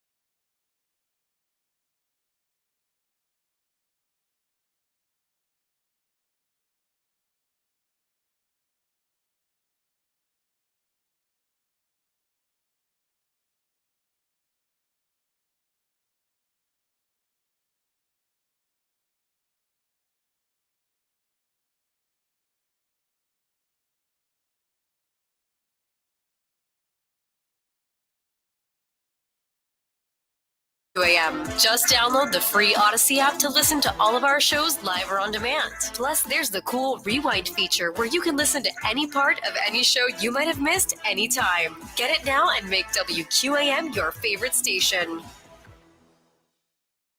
Time for more Game Day Uncensored, post-game edition on AM 560 Sports, WQAM, FM 99.9 HD2, and always live on the free Odyssey app. Sponsored by South Florida Lexus dealers, Tito's Handmade Vodka, Edmore Sawgrass Cadillac, JM Lexus, and Williamson Automotive. Let's get straight to it. Taking some more phone callers. Danny Garcia, where do you want to go next? Dave, man. Dave's here. Dave, what's happening, dude? Hey, once before in my life, I was more embarrassed than tonight. That, of course, was when I suffered from an episode of erectile dysfunction at an inopportune moment. I'm suffering from a bit of dementia as well, so I wrote down a few notes because I've been waiting on the line for a while, and also being fairly inebriated isn't helping. That's good. I think people should remember a couple of things. They should remember, number one, that for 2 years now, especially, people have they've been extolling the virtues of Greer and McDaniel. And now, because we've gotten off to maybe the most embarrassing start in Dolphin history, everybody's ready to get rid of him. But I'm not ready to get rid of him. They just need to do what he said tonight that they need to do, which is not do what you keep doing when it's not working. So we'll see if he does that. I agree with I can't remember who it was, one of your previous callers, who traced the problems on offense going back to the Jets game last year. In that game, Tua started throwing some interceptions. And it seems like since then, the play calling has been more about not throwing interceptions than actually advancing the ball. And I think that's a theme that's been going on up until this point, because Tua is not in there. That makes a huge difference. But it does seem to be a continuation of last year. And they're just going to have to get tough. You can't have players in charge policing themselves. Nobody can police themselves. You have to have coaches. It can't all be positive reinforcements. You have to have coaches who could stick a foot up people's coccyxes so to get them going and to get them alert and get them focused. You can't have players just policing themselves. That was one point I wanted to bring up. But more importantly, there's one thing that's been bothering me, really since McDaniel came in, and I love McDaniel, I really do. But there's this overriding philosophy that he's mentioned that really kills me, and that is you take what the defense gives you. Now, I understand that when the quarterback drops back and he's looking, and, you have to do the right thing. But if that's your overall philosophy, what do you do when the defense doesn't give you anything? Moreover, what do you do when a defense takes away your primary weapons, which in this case would be the intermediate and deep passing game? And the Dolphins don't have a power running game. So you can't just run the ball. If they take that away, you have to take it back. You have to take what the defense doesn't want to give you. And I think that's where they got off the track halfway through last season. But there was one more embarrassing moment. I have to confess, and that was the previous week before Seattle when they played Buffalo, and with I think 5-6 minutes left on the clock, when conceivably a miracle could have happened, there was Hill and Waddle sitting on the bench uninjured. It seems like the coaching staff gave up, and I think it was a bad moment for the Dolphins that they're going to have to overcome. They seem to be giving up as the game goes on. And that's a sign of not of physical weakness, it's a sign of mental weakness. And in my opinion, that's what happens when you have a lot of happy coaches with a lot of positive reinforcement. When guys aren't getting it done, they need to be slapped around, metaphorically, of course. Yes. But, these are just some things that I've noticed. I'm not ready to give up on the Dolphins, but it doesn't look good. It doesn't look good at all. But we are stuck with these guys for 3 years. They all got all these massive contracts. So we are stuck with them with McDaniel, Hill, Waddle. That's just the truth of the matter. And they're just going to have to start attacking where defenses are trying to stop them. And if they do that, like you said, at least you could live with that, because then you find out what you are. At least you try. But right now they're not trying. Yeah, and that's what a lot of people have been saying all night, that there was a lot of give up in this team tonight. Look, if it were as easy, Mike McDaniel and those guys, they would change things. They would make things work. They're trying their best. But yeah, a lot of the problem that scares me, and I think a lot of other fans, is that you kind of saw a little bit of give up in this team tonight. Next week could be a whole different animal. 305-567-0560. Danny Garcia, who else we got? Let's see. Stick from Miami. Stick it to us, man. Make things work. They're trying their best. Stick, you there? What's going on? Going on? What you got? Well, I could say this right here, man. What is we going to do about our quarterback? I say Huntley is not ready for us. Skyler is not ready for us. We need to go out and get Kaepernick. Okay. A guy who's been out of the league for a couple of years. You think that he could just come right back in and make it happen? Well, I think he's been out there doing a lot of practice, and I think he come in and make it happen. Yes, I think he can. With a body like that, the height, I think he can make it happen. I think he could take Miami to the playoff. I mean, you see different San Fran. Do you remember how Colin Kaepernick ended his career, or at least his last couple year or so or two in the NFL playing wise? Yes, sir. Wasn't the most pretty thing in the world. Now he's been out for a little while. Well, I'm gonna say, because you got let's look at the offensive lineman. Okay, let's look at our offensive line. We always talk about the offensive lineman. That's not an offensive lineman. Let's change it around for a minute. Let's go from Kaepernick to the coaches. We need to change out. We need to change all that there. I think Ross needs to come downstairs, go in that box, and get rid of Greer, because Greer ain't been doing a great thing for us. I hear that. Greer has been a constant in us being somewhat disappointing. We got one more phone call to take before Danny's got to get out of here. Danny, who we got? Sammy, my man, you're on the air. Thank you, Sammy. Hey, brother. Thank you for taking my call. Three thoughts. One, remember a couple of years ago when Tua was healthy and we won 6 games in a row and we're just knocking teams out one by one, playoff teams, and we were like the defense against the Ravens, and we had the whole 12 at the line, and we were stopping him from running. We were doing all kind of creative, wonderful things, and Danny got hurt, and then we just lost. Remember when the coach said he was going to sue him because he told him that he wanted us to lose on purpose? And I'm thinking something's going on here, because this team is not my Dolphins that I've been watching. I'm 62. I've been watching them for years. And not knowing how to formation, not knowing this and that, flag after flag after flag, it's like people that are not even professional plans. I was thinking about USF when the Rock said, the people that didn't make it to the pros are sitting there practicing. You can go get a whole another line or other quarterbacks. Nobody's even talking about USF or all these people that are qualified that you're not bringing in. But that's another story. But my Dolphins. Then I started thinking about other things, like I hearing this owners that are having owners in gambling houses and there's stuff that's going on behind the back that might be coming out in the near future, because when I was a kid, when there was no instant replay, I used to hate when you're watching something and there was plain foul and no one's calling it. And I used to hate it. But when you got instant replay, I thought, wow, you get to really see the truth now, But now, I don't. This is not the truth. This is not the. Listen, Tua was the quarterback, the best quarterback, most efficient quarterback. Waddle was a 17 yards a catch average, and Hill was 25 yards per catch average. All of a sudden, now they throw the ball on the line, and all these big guys are knocking them over, and they're getting hurt. They're not letting them get a chance to use their speed and get like we were doing, throwing touchdowns after touchdowns and getting first down after first down. They can't even make 10 yards. They don't even go down the yard.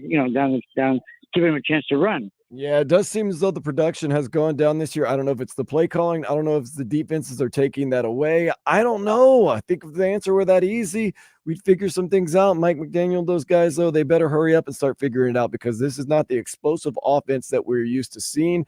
Tyreek Hill does not look like Cheetah. Jalen Waddle has not done the Waddle at all this year. And by the way, Tyreek Hill's only touchdown this year was that week 1 80-yard bomb from Tua Tagovailoa.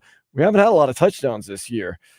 What are the answers? We'll try to figure it all out as we go. Going to come back for one more hour of the show. We're going to hear from the locker room. We're going to hear from Coach Mike McDaniel, Danny Garcia. He's got to get on down the road, but I'm sticking with you. Stick with me. We're here. Once again, thank you so much, DG, for all your help here on Game Day, Uncensored 560 WQAM.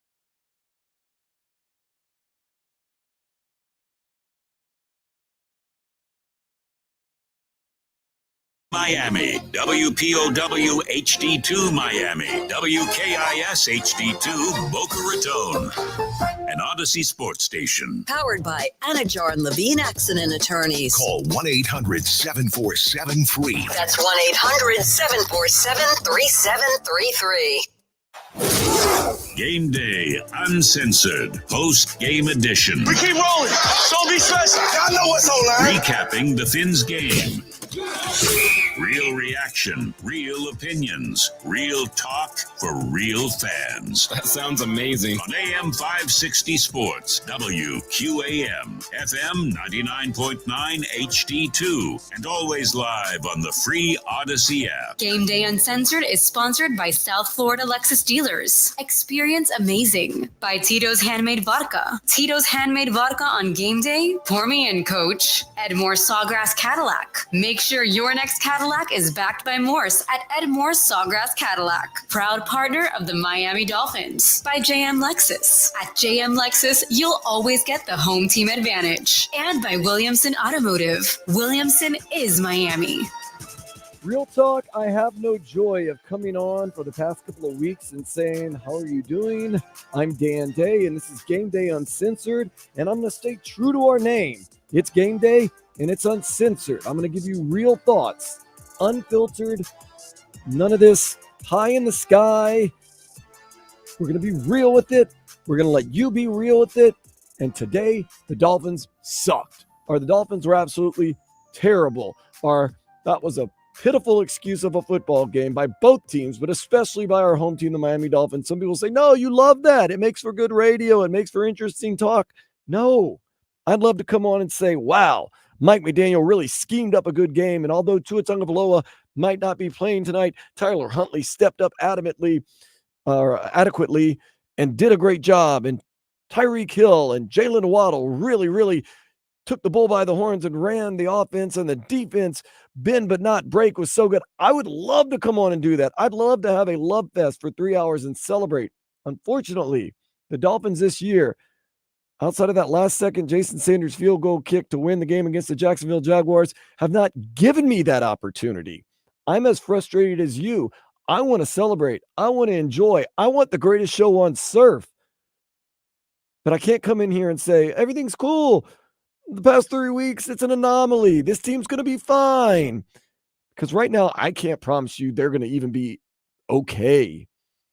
Right now, they're just bad. And you look around the league and you say, right now, in this moment, is anybody worse than the Miami Dolphins? Carolina Panthers are really bad. Yeah, but they got Andy Dalton. They beat up on the Las Vegas Raiders. They got a more recent win than we did. Well, the Jacksonville Jaguars, they're terrible, and you beat them. They've been competitive in the games that they've played, at least. We haven't been competitive in 3 weeks outside of that Jacksonville game. And there's parts of that game we weren't that competitive. Tennessee Titans, they're not as good as you are. Well, they proved tonight they are. At least right now they are better than us. Go around this league, and you can make an argument. The Dolphins, if they are not in the basement, they're right there, very close to these other teams. They do have talent. I still believe in this coaching staff.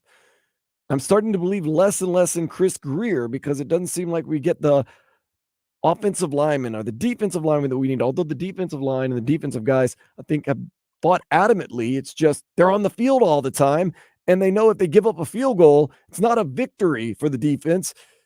It's just that much further that they're going to have to climb out of those. And if they don't make an interception, and you can tell it's obvious, these offenses see that our offense can't go anywhere. Once again, somewhat handcuffed. Quarterbacks that have been on the team and just signed from practice squads for about a week or two.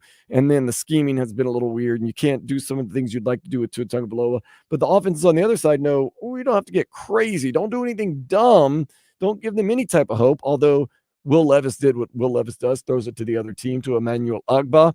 But then Mason Rudolph gets in there and literally don't do anything crazy.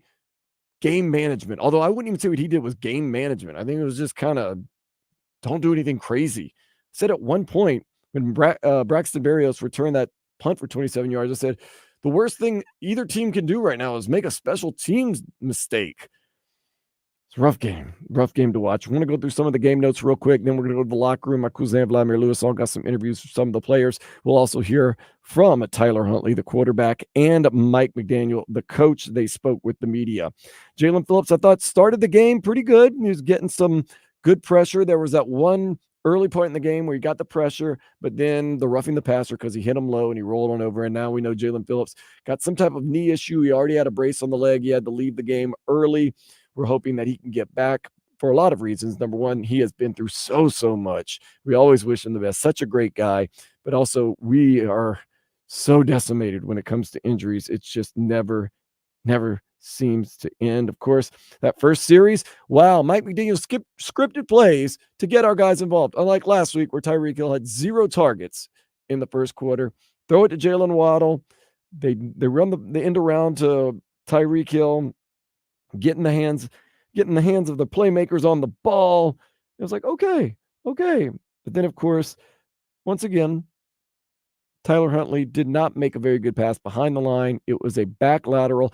Did hit Tyreek Hill in the hands. Tyreek, I know it's not an easy catch. I know you're not trying to drop that pass, but help your guy out. You already know it's kind of a tough position. That was Tennessee's first takeaway of the season in week 4. Their first takeaway in the season. Now, Will Levis is giving it up left and right 8 times going into this game, a 9th time on the first drive.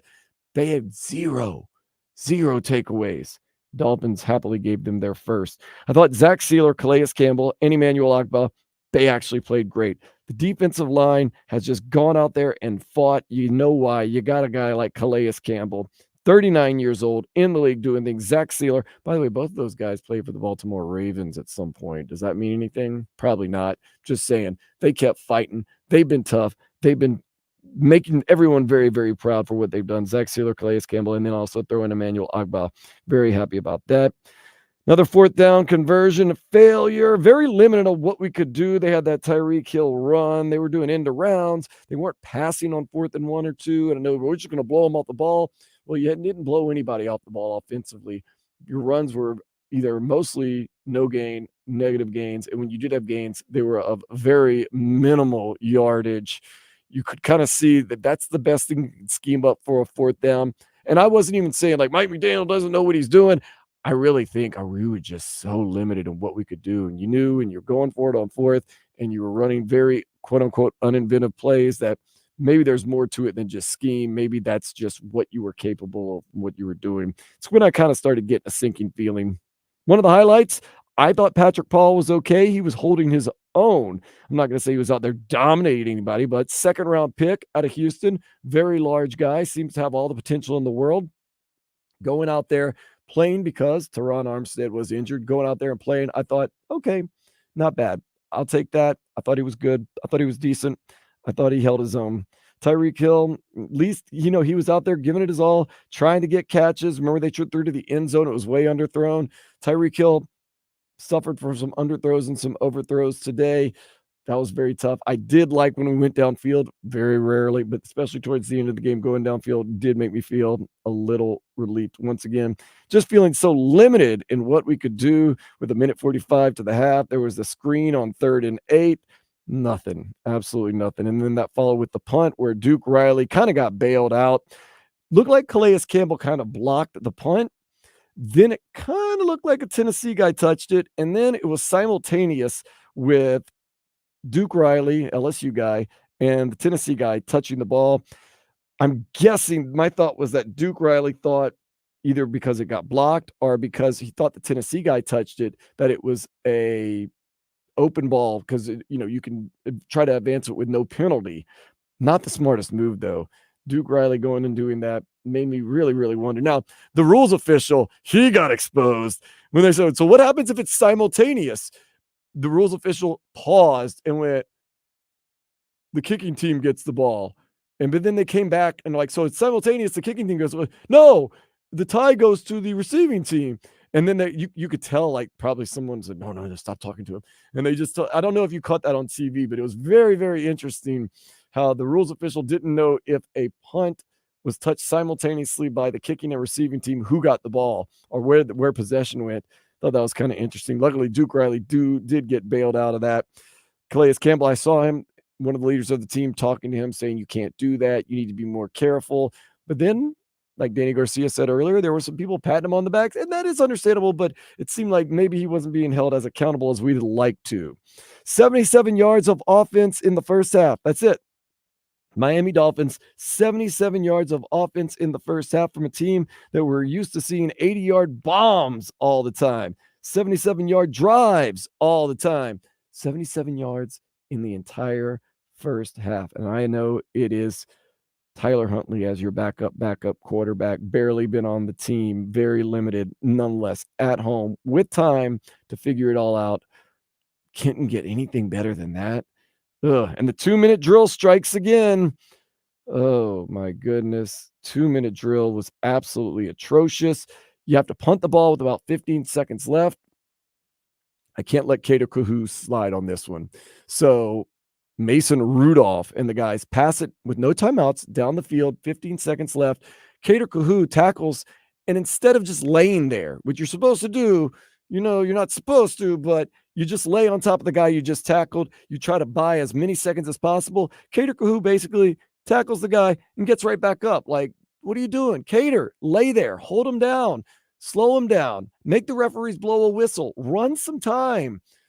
I didn't get that. And I know it's a very sportsmanlike thing for him to do, but this game ain't about all that, man. You play within the rules, but you also give your team the best chance to win. I thought that was very weird at the end of the first half with a couple seconds left. Cater Kahu was more than happy to just get up and not try to slow down the Tennessee Titans. When they had no timeouts, they were going to try to spike the ball and get a field goal. I thought the clock was a little weird too. I thought the ball didn't get spiked on time, but nonetheless, at halftime, Tyler Huntley, 7 for 10, 35 yards, 1 for 6 on third downs. That one conversion was the run that Tyler Huntley did, which actually kind of looked dynamic and exciting.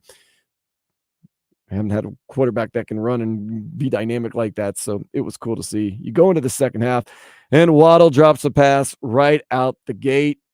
It was a little bit downfield, maybe about 10 yards. I'm starting to think maybe that's the whole timing and the rotation from different quarterbacks. He's used to catching a pass from Tua.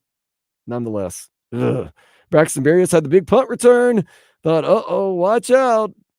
56-yard field goal. Did make it at the time, 6-9. Dolphins are only down by 3 with 9 minutes left to go in the third. You're thinking a wild play here and there, maybe a pick six, maybe you throw a bomb, you get a catch, you score a touchdown, you flip the game on top of its head, and then it just kind of went downhill from there. Jalen Phillips, he had the injury. He left the game with his knee. We'll have to see how that all turns out. The overthrow of Tyreek Hill, I was okay with that because it was just good to see the team go downfield. Tyler Huntley, you know what? Tyreek Hill probably told him, throw it as far and as deep as you can. I'll run under it and catch it. There's a couple more yards overthrown. Nonetheless, I was okay with that. You go down on your sword, throw the deep passes, and go. Once again, we were stopped on fourth down again with about 14 minutes to go, and that's when the team really just looked beat. That's when I noticed it. Now, I had people texting me left and right in the third quarter that Dolphins, they have no fight. They suck. They don't really care. I thought with that not converting on fourth down, once again, not converting on fourth down, with 14 minutes left to go, they did just look beat. In fact, in the third quarter, they only had 12 plays and 7 yards. 12 plays and 7 yards. Believe that.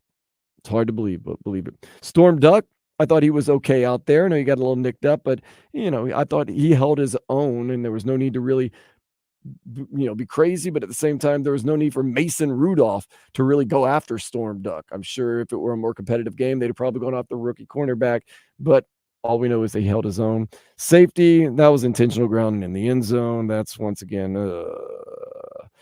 it just kind of, what are you going to do? Just keep thinking, we got to hold on. We got New England. We got Indianapolis, winnable games. Tua could be coming back from the injured reserve against the Cardinals. Tough night. No way to put it nicely if you're a Dolphins fan. These past 3 weeks have been just not good. Not good at all.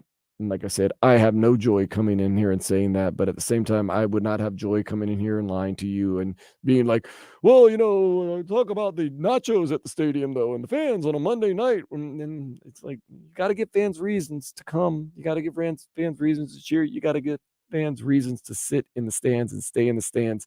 And this Dolphins team at this point, at this season, moment to be positive.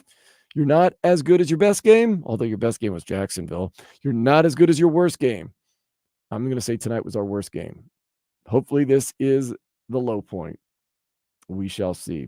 Up next, though, we're going to go to the locker room. We're going to hear from the quarterback, Tyler Huntley, and some of the leaders on this team, what they had to say post-game.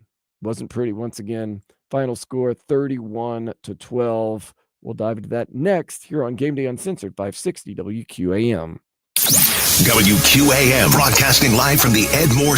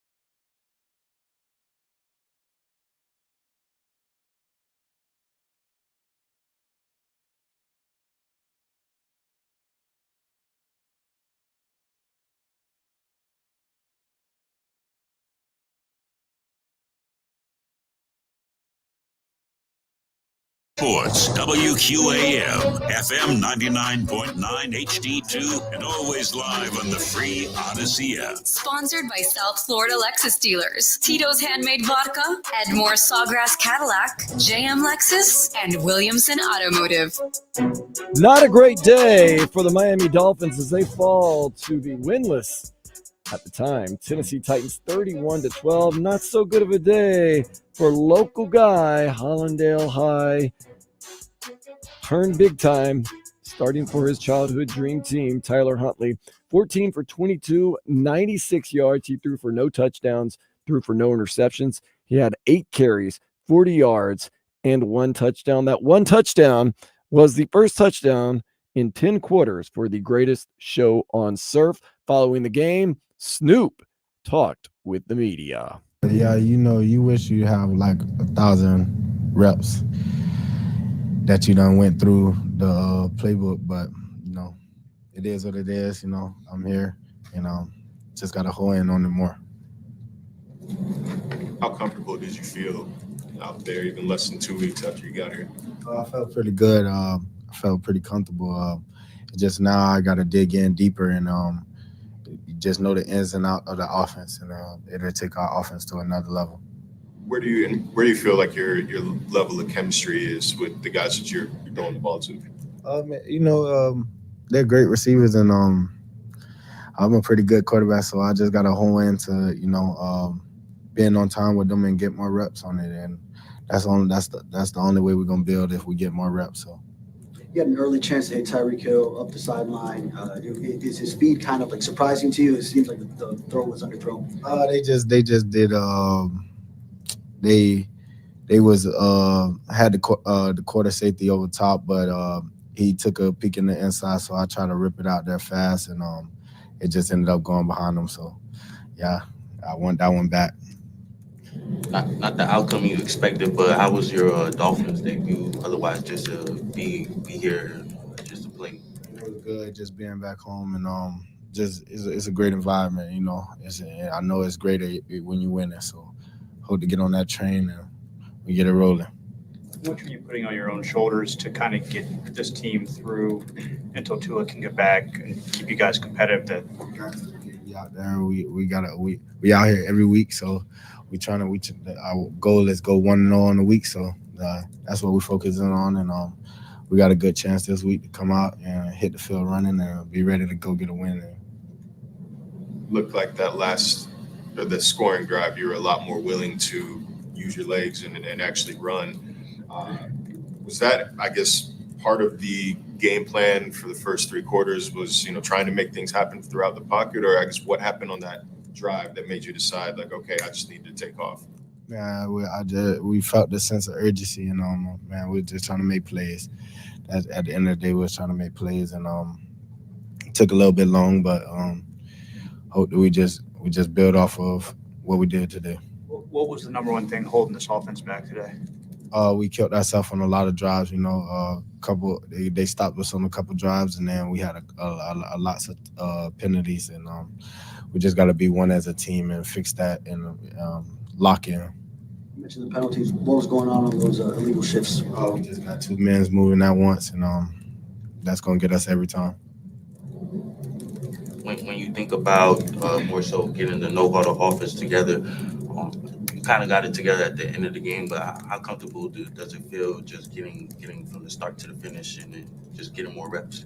Yeah. Like you said, the more reps, the better you'll feel. You know what I mean? I think that it's self-explanatory. More reps, the better I feel.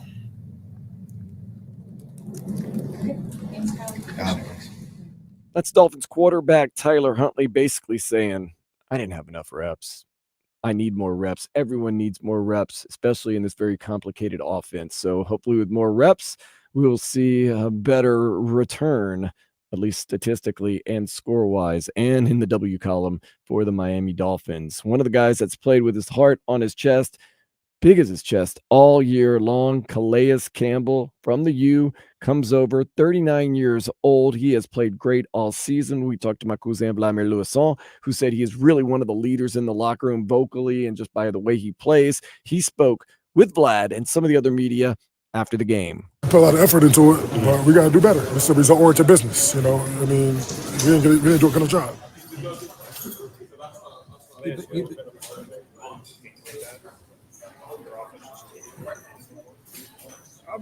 17 years, man. I ain't seen it all. This ain't nothing new, and it ain't gonna be anybody but us getting out of it. I mean, it is what it is. Like, it's football. We lost one. We lost, it's 3 in a row. We're not a good football team right now, and we need to be better. But the good thing is we got a lot of football in front of us, and it comes down to the work. Told the guys after the game, like, it's gonna be the work. It's gonna be you look yourself in the mirror. All of us gotta look yourself in the mirror. Coaches, everybody, look yourselves in the mirror, and that's what we can do to be better. What we need to do to win a ball game. Everybody individually got to figure out what we can do individually to win a ball game. It's football. It's one game at a time, one play at a time, one practice at a time, whatever it takes to win a ball game. What was the message from Coach McDaniel on today? Same thing, that it's work. We're gonna get back to work. It's a short week, and we got to go play the division opponent and win the ball game. He says all the right things. He knows it is what it is, but it's execution. So it's hope-oriented business. We got to get it done as players. Calais Campbell shooting you straight. We got to go to work. We're not a good team. Let's go. Let's play. Let's make it happen. He has done just that. He has led on the field and off the field for this Miami Dolphins team. One of the bright spots tonight, Emmanuel Ogbah, had the interception early, caught it with his knees. Nonetheless, he was all over the place, batted down a ball, had 3 tackles, 3 assists. He spoke after the game and was a little passionate. How do you guys, everyone's talking about accountability and putting in the work, what is the mindset going to be when you get back and prepare for New England? Just go back, watch film, see what we messed up on, see what we got to improve on. It's got to be a group effort, no pointing fingers. It's still a long season ahead of us. We just got to be willing to come in and work and, push ourselves. Did you see what happened to Jalen on that play? And I guess what was the reaction knowing how much hard work he's put in to go back? No, I didn't see it. I'm praying for Jalen, and that's my dog. It's like my little brother. I'm just praying for him. Hopefully everything's good with him. I know how hard he fought to come back from the Achilles. My heart goes out to him. You feel like you got the guys in the locker room, the talent to make this thing work? We got the talent, but we got to put in the work. Keep losing, I'm tired of losing. We keep beeping losing. I'm tired of this beat. Well put. I think we all are. Not just Dolphins, but Dolphins fans. Going to hear from Mike McDaniel next and close out Game Day Uncensored here on 560 WQAM. This truck season, think about all the things you can do in a Chevy.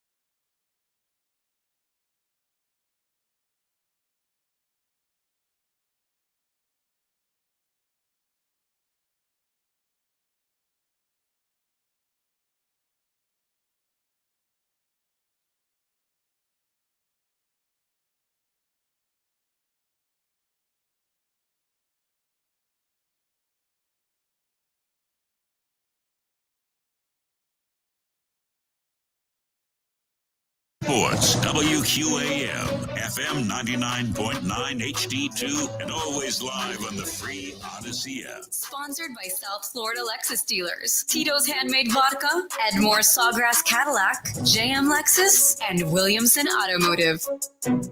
Not just these past 3 games, but basically all year long, Mike McDaniel, much criticized, much maligned for the play calling, for the lack of discipline on the team, and for just the lackluster play of the Miami Dolphins. He spoke with the media following tonight's defeat.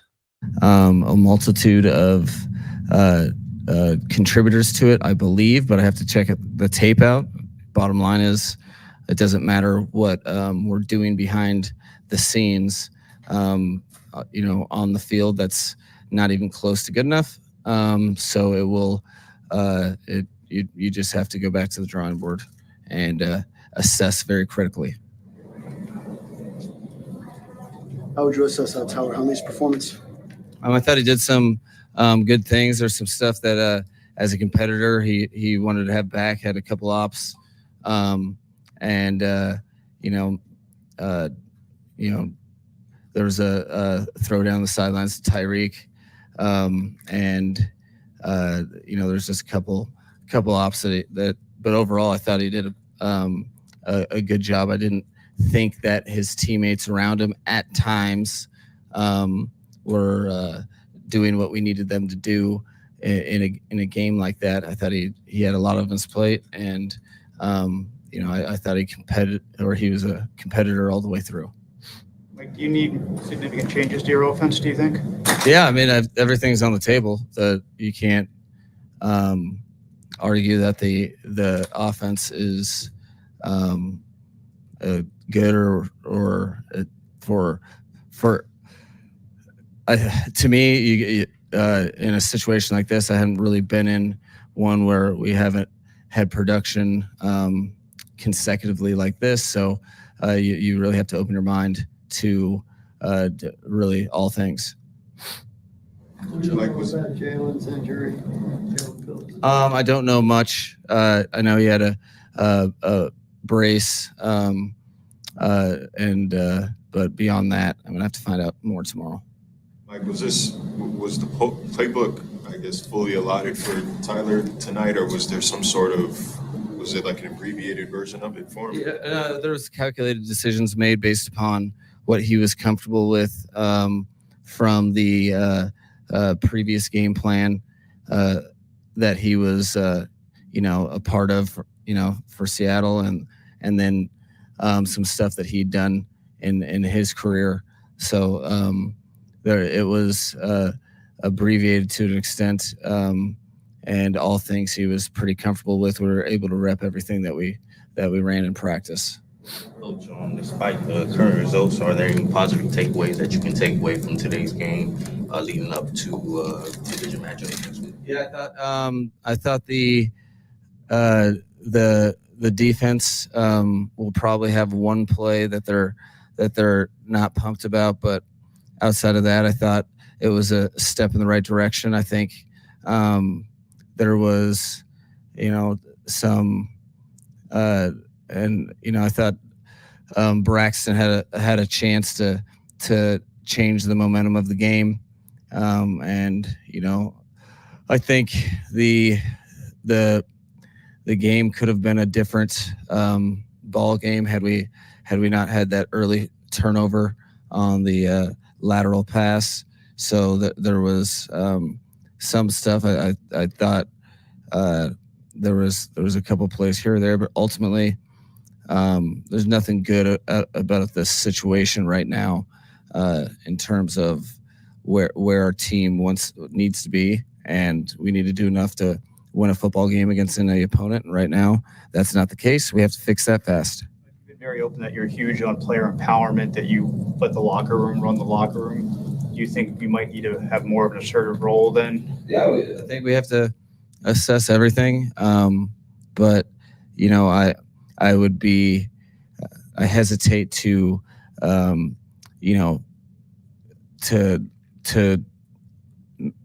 overcook before I watch the film and kind of marinate on this whole situation. But there will be things that will change. It's kind of hard to say exactly what those things are, but we're definitely in need of it. Regardless of the changing quarterbacks, how do you explain an offense that has a Tyreek Hill, Jalen Waddle, Devon Achane, and so on, just being unable to move the ball? Yeah, I think that there's a story within the tape and all the things that we're trying to do. They didn't really do anything that surprised us. We felt like we could get those guys the ball in premium situations. We weren't able to. So, I don't think that's not up to my standard at all. So, I know for a fact that I play a part in the whole thing, but it's a collective issue for sure, and we have to figure out how to score points, and those guys can help us do that for sure. How do you guys address the formation, legal shifts, procedural stuff that's been plaguing you for the past couple of weeks? Between the eyes, you all the situations off the top of my head, it's one of the first things that I know that we can control, that guys aren't getting set fast enough, and so I have to take a look at the amount. You use motions and stuff to try to give players some advantageous situations, but if you have to pull back from that if you can't execute them, because there's no play that works that doesn't even get a chance to get started. So that the motioning part of our offense is something that our players have been good at in the past and have used it to create advantageous situations. But you just can't keep doing the same thing. You have to fully adjust if guys can't execute in the moment of truth. But how concerned are you that 4 weeks in, this has been going on? It seems like weekly the same issues, that it could cause a problem moving forward, that this could snowball into more. And what do you have to do to make sure those guys keep positive and try to move forward? Well, I think we're really tested as individuals. We're tested about a lot of things that we've said that we are individually and collectively as a group. It's very, very challenging to have a situation like this. I don't foresee this locker room quitting. I don't see it as their nature. However, you have to give guys reasons to go above and beyond. I think you have to hold literally every person in the building accountable to what we see their jobs as, and their purpose, and what they're doing for the team and what they're not doing for the team. It's hard conversations that are very, very necessary, and we'll hit those between the eyes from a constructive standpoint. And bottom line is there will be a list of things. I'm pretty sure I already know several of them, but there'll be a list of things that you can tell the coaches and the players that if we don't do this, this won't change, and then get those things to change. And it's already been too many weeks in a row, and so you just have to identify clearly exactly the direction you want to go. If you want to win, you have to do certain things, play sound football and clean football. And until we do that, we will be stuck in the same results. Late in the game, the cameras caught Tyreek Hill visibly upset, shouting at someone on the sideline. Can you give us an idea who he was talking to or what he was saying? No, I would expect him to be visibly upset at somebody. A lot of times guys can be, yelling at, he's a leader, and he wanted to do everything that he could to make sure the result wasn't that. And so there's, within the locker room, there's a lot of guys challenging each other, and we get an opportunity to see what we're made of for sure. Mike, what's the challenge in, I guess, installing a new quarterback with little experience in your system versus actually just letting a guy get some reps and get comfortable? No, there's pros and cons to really everything you do. I think, there are challenges. I know what they are. Have history of having to adjust for different players and different personnel. It's just how much are the new guys getting better?